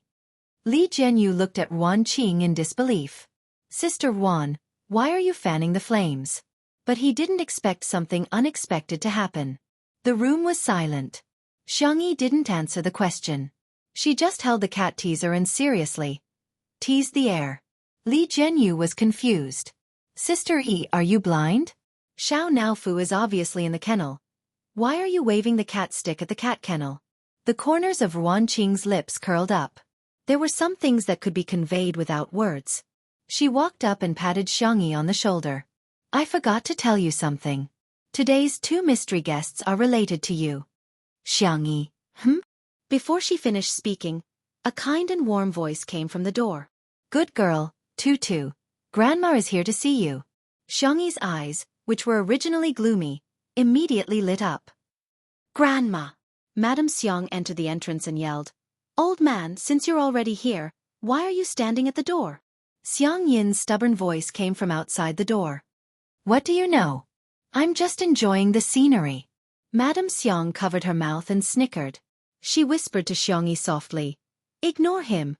He got up early in the morning and changed into more than 10 sets of clothes in order to attend your show today. I've never seen such a shameless old man." Chapter 357. Xiangyi imagined old Mr. Xiang changing into different sets of clothes, feeling both touched and teary-eyed. She turned her face away to hide the emotions in her eyes. Madame Xiang sensed that Xiangyi was behaving strangely and raised her hand to touch her little head. Her movements were gentle and affectionate as ever. Did you encounter something that made you upset? Tell me about it. It's nothing. You can lie to others, but you can't lie to Grandma. Madame Xiang coaxed. If you have any grievances, feel free to tell me. Grandpa and Grandma are here to support my dear Tutu. Although Xiang Yin was pacing back and forth outside the door, he kept peeking into the living room from time to time. When he saw the door, he barked angrily. "Which blind fool bullied you?" Xiangyi sniffed and said, "It's really nothing." She was not afraid of being wronged. She was afraid that her family would show her concern after she was wronged. Madame Xiang said in displeasure, "What are you yelling for? Are you trying to show off your loud voice? Don't scare my dear Tutu." Xiang Yin was speechless. He gritted his teeth and lowered his voice. Have you forgotten what I taught you when you were a child? If you encounter anything, you must tell your family as soon as possible. The Xiang family taught their children from a young age that their family would always be their strongest support. Hence, the children of the Xiang family were known for being united and the elders were also known for being protective. Xiang Yin once got into a fight with the parents of the naughty child who lifted Xiangyi's skirt in kindergarten. At that time he said, "If you don't teach your child a lesson today, I'll teach you a lesson," which was regarded as a classic quote. I didn't forget. Xiangyi smiled, not wanting the two elders to worry about her. Grandpa, Grandma, please take a seat first. I'll go pick some fruits for you. Xiangyi went out with the bamboo basket. Li Jianyu was used to being carefree, so he went back to work. Ruan Qing stayed in the living room for a while and briefly explained what happened just now. She didn't express any subjective emotions and simply stated that Jiang had misunderstood Shi Sui as her father before leaving too. Xiang Yin frowned and said, "This rascal. He's not worthy of my granddaughter at all." Madame Xiang took a sip of tea unhurriedly and said, "It's your granddaughter's fault for falling in love with him." What did you say? Impossible. That's impossible. Madame Xiang rolled her eyes. If Tutu doesn't like it, do you think it will affect her mood? Xiang Yin fell silent. Xiangyi could be said to have been brought up by them, so they knew the little girl's character best. She was a calm and patient child. She would not be annoyed even if she read a boring medical book for an entire day. She would not cry even if her fingers were to bleed from playing musical instruments. As long as she set her mind on something, she would do it without any distractions. It seemed that nothing could affect her. But now, Shi Sui was one more person who could affect her. At the thought of this, Xiang Yin felt extremely vexed. Madame Xiang was meticulous. She thought about it more than he did. She straightened her collar and said, "I'm going to live stream now. Is the most important thing now? Let our Tutu realize her error and mend her ways. Don't let that wretched man steal her away."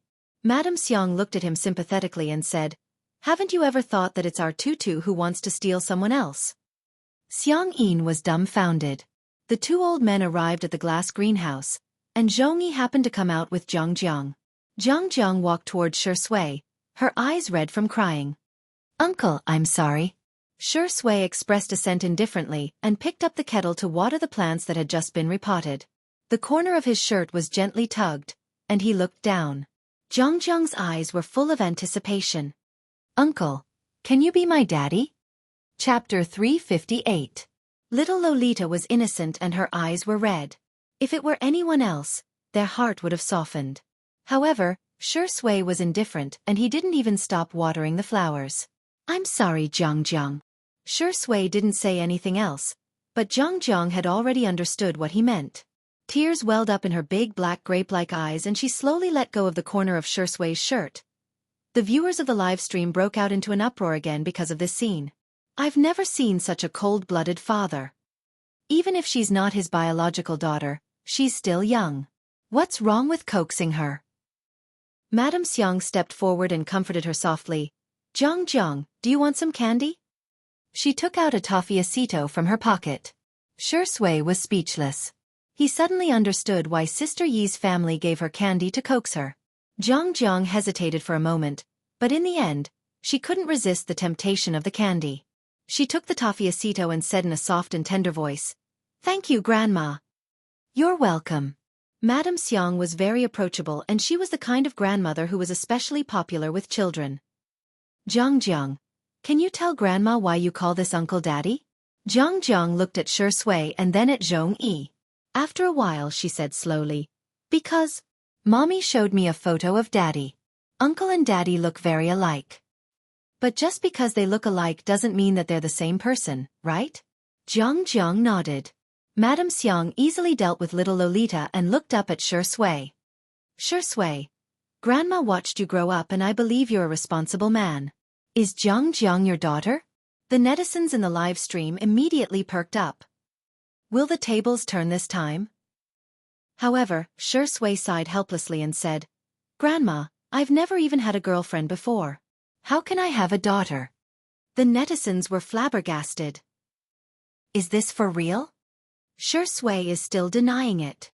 Not far away, Zhongyi's face turned pale. She pursed her lips and tried to change the subject. "Where's Miss Xiang? I want to ask her how much insecticide she put in." Madame Xiang suddenly asked, "Miss Zhong, forgive me for being nosy, but may I ask if Shui is Jiang's biological father?" Madame Xiang's intuition told her that there was something wrong with Zhongyi. Her attitude was too vague. This naturally made it easy for people to misunderstand. It was clearly something that could be explained in one sentence, but she kept avoiding the important points and dwelling on the trivial ones. It was inevitable that she would give people space to let their imaginations run wild. The old lady looked elegant and gentle, but in fact, she had a strong vibe. Her eyes seemed to be able to see through people's hearts. Seeing her, Zhongyi's heart skipped a beat. She clenched her fists and said hoarsely, "Is it that important?" Jiang misunderstood and her eyes lit up again. "Mommy, are you lying to me? Is Uncle an uncle or Papa?" This time before Madame Xiang could say anything, Xiangyin hollered loudly. "This woman comrade, parents are children's role models. Please teach by example and by word of mouth. Teach your own children well." Zhongyi's emotions froze. The netizens in the live stream who were enjoying the show were dumbfounded. Did I hear wrongly? Xiangyin called Zhongyi a woman. A woman? Someone immediately retorted passionately. Did he call her a woman? Does he know how to respect women? The old lady is being unreasonable and the old man is being overbearing. This family is so ill-mannered. The bad guys have really aged. For the sake of their granddaughter, they're hurting others so brazenly? Chapter 359. There were plenty of people who sympathized with Zhongyi and Jiang's encounter, but their sympathy turned into anger. They desperately needed an outlet to vent their anger. First, it was Shui, and now, it was Xiangyin and Madame Xiang. Zhongyi was usually addressed as sister, so it took her a while to accept the title of comrade. Zhongyi's heart was filled with bitterness. Of course, she could guess that Xiangyin and Madame Xiang were backing Xiangyi up. She really envied Xiangyi, who was doted on so much. Jiang, I'm sorry, I lied to you. Uncle Shui is not your father. Zhongyi finally came clean. Jiang's eyes were full of disappointment. Then where's Daddy? She asked eagerly. Daddy. He's no longer in this world. It took Zhongyi a lot of effort to tell the truth. He has become a star in the sky to protect you, Jiang. The 3-year-old Jiang didn't quite understand, but she could feel the sadness in her mother's body. Tears rolled down her cheeks, breaking her heart. The audience watching the live stream froze in front of the screen. Zhongyi means that Jiang's father has passed away? Madame Xiang couldn't bear to see the child cry, so she took the initiative to coax Jiang. Zhongyi pursed her lips and looked at Shui. Can I talk to you? Li Jianyu gestured for the cameraman to leave, but Zhongyi said, It's okay, you can film. It also meant that she agreed to live stream the conversation between her and Shui. The two of them walked towards the vegetable field like old friends taking a stroll. However, Shui maintained an appropriate social distance from her. He was gentlemanly and distant. Zhongyi noticed this small detail and a look of self-deprecation flashed across her eyes. Indeed, Shui's misogyny is as bad as ever. I want to apologize to you, Shui. I'm sorry. It's because Jiang's father has already passed away before she was born. He was a doctor who unfortunately met with an accident when he was participating in an international volunteer event abroad.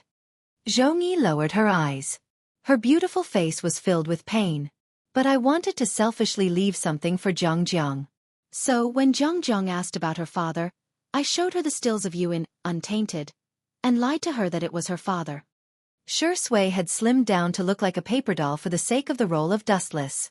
In the stills, Shui had applied makeup and filters, so he looked slightly different from the real Shui. However, they were the same person after all. Hence, when Jiang saw him, she felt that Shui resembled her father. The netizens who had been the most aggressive in the live stream were dumbfounded. What the hell? All this wasn't because Shui was a scumbag, but because Zhongyi was lying. I'm sorry. I'm really sorry. I didn't mean anything else. I just didn't want Jiang to feel like a child without a father. Zhongyi lost control of her emotions and covered her face with her hands to block her tears. Actually, you don't look like him at all. He's not as good-looking as you are and he's not as tall as you are, but he's really, really good. At the end of her sentence, Zhongyi was already a little incoherent, but one could tell that she was referring to Jiang's biological father. Shui's eyes were deep and dark. He lowered his eyelids and the emotions in his eyes were thin and cold. Senior, my condolences. I think you need to be alone for a while. As soon as he said that, the Shui couple was completely heartbroken.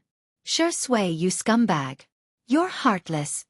Chapter 360. Can't you coax her? Can't you at least give her a tissue instead of a hug? Doesn't Shui's family love to brag about their high EQ? Why aren't they bragging now? How can they leave a girl to cry? However, Shui's sisters were displeased to see that Shui had been criticized.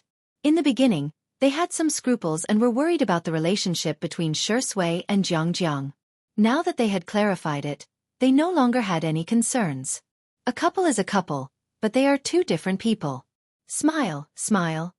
The two of them are just seniors and juniors. They can't even be considered friends.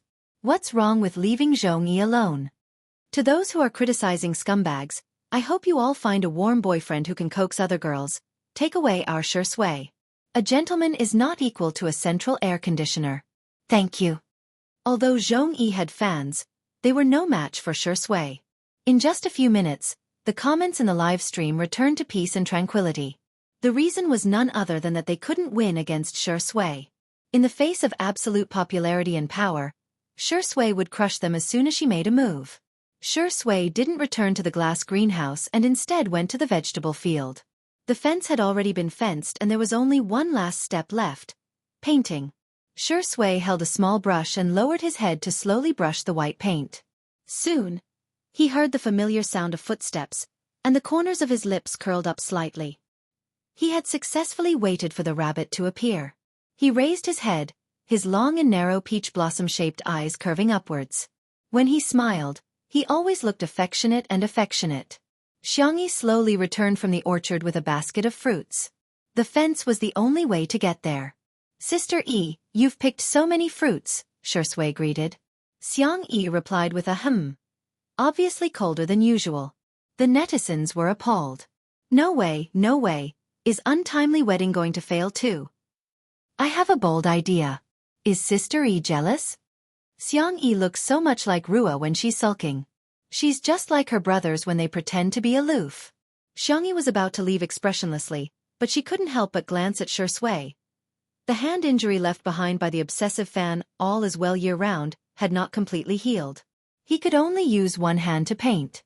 Although he painted very evenly and meticulously, not only was the speed slow, but it also looked very laborious. Xianxia couldn't take another step. Shui asked gently, "Why don't you go back? It's too sunny here. Be careful not to get sunburned." Seriously, she was too worrisome. Xianxia slowly walked to Shui's side and said awkwardly, "I'll do it. You go back." Shui said, "It's okay. I can do it. Xianxia said. No, you can't. Shui couldn't help laughing. How do you expect me to answer that? Before Xianxia could answer, the netizens in the live stream had already started spamming, Shui can't do it. Xianxia snatched the brush from Shui's hand and stuffed the fruit into his hands. She said fiercely, Go eat the fruit. Leave this to me.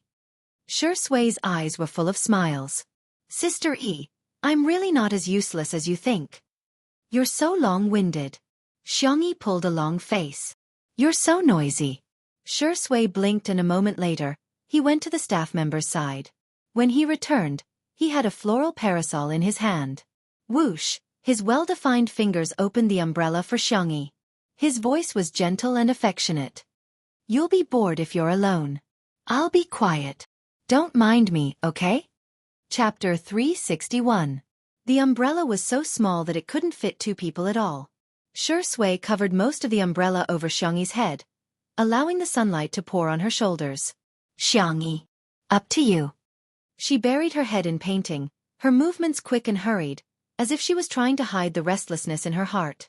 Shui didn't say a word and just silently held the umbrella for her. The comments in the live stream had already exploded. Another day of tears for Sister Yi's beautiful love. Ah, it's not that Shui isn't warm, it's just that you're not the warm one. Holding an umbrella is too sweet, Mommy. I'm eating candy. I'm covering my mouth. Don't cry, Zhongchong couple. You guys can come and cheer for untimely couple. I guarantee sweetness. I guarantee authenticity. Shui has double standards. To Zhong E, I think you need to be alone for a while. To Sister E, I'll be quiet. Don't despise your brother, okay? The fans of the couple were kowtowing, but the marketing accounts wanted to cry but had no tears. The KPI was gone just like that. The more eye-catching the article was, the more embarrassing it was to be slapped in the face. Shui's daughter exposed? It's all a lie. Without the gimmick of Shui's daughter, just the words, Zhongyi's daughter, couldn't attract much traffic at all. For the sake of click-through rates, some people were so evil that they took an extreme route, and that was slandering Zhongyi. All of a sudden, comments such as, Zhongyi is pregnant out of wedlock, Zhongyi's blood-sucking daughter, and Zhongyi and her daughter are trying to ride on Shui's popularity, sprung up like bamboo shoots after a rain. Many netizens felt that they had been cheated by Zhongyi, and for a while, there was a wave of criticism. She's giving birth to a child before marriage? Disgusting. Their daughter is only 3 years old, and they can't wait to bring her out to make money. Maybe it's all self-directed and self-staged. Negative publicity is still popularity. Of course, there's money to be made if there's popularity. Zhongyi hasn't made any waves in the past few years, and her works have all been flops. Maybe she's just here to show off her face, and then she's flirting with others. Zhongyi didn't think that her selfishness would cause such a huge backlash. Xianxia brushed the fence as fast as she could. With white railings and green vegetable fields, it looked quite small and fresh. The girl picked a few green and red chili peppers. She turned around and looked at Shui, who was still holding the umbrella, and said awkwardly, Let's go back. Shui went to return the umbrella.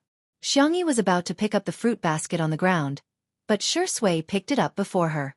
She chuckled and said, My brother can still carry it. Xianxia thought about it. Since it wasn't very heavy, she didn't argue with him. After all, Shui was a fragile and sensitive man, Shui? It wouldn't be good to hurt his pride. The two of them walked side by side on the way back. Xianxia stood on his left side and found that the exposed fair skin of his collarbone had turned red from the sun's rays. She felt really strange. She didn't know why she was angry at Shui, and she didn't know why she felt sorry for him. She was conflicted and confused. Shui noticed the confused expression on the girl's face and said in a low voice, Sister E. Xianxia suddenly stopped in her tracks. As if she was suddenly enlightened, she suddenly looked at Shui, only to meet his abyss-like dark eyes. Xianxia thought of a possibility. She maybe, probably, seemed to. She wasn't a fan of Shui's mother, but a fan of Shui's girlfriend. She had fallen in love with Shui.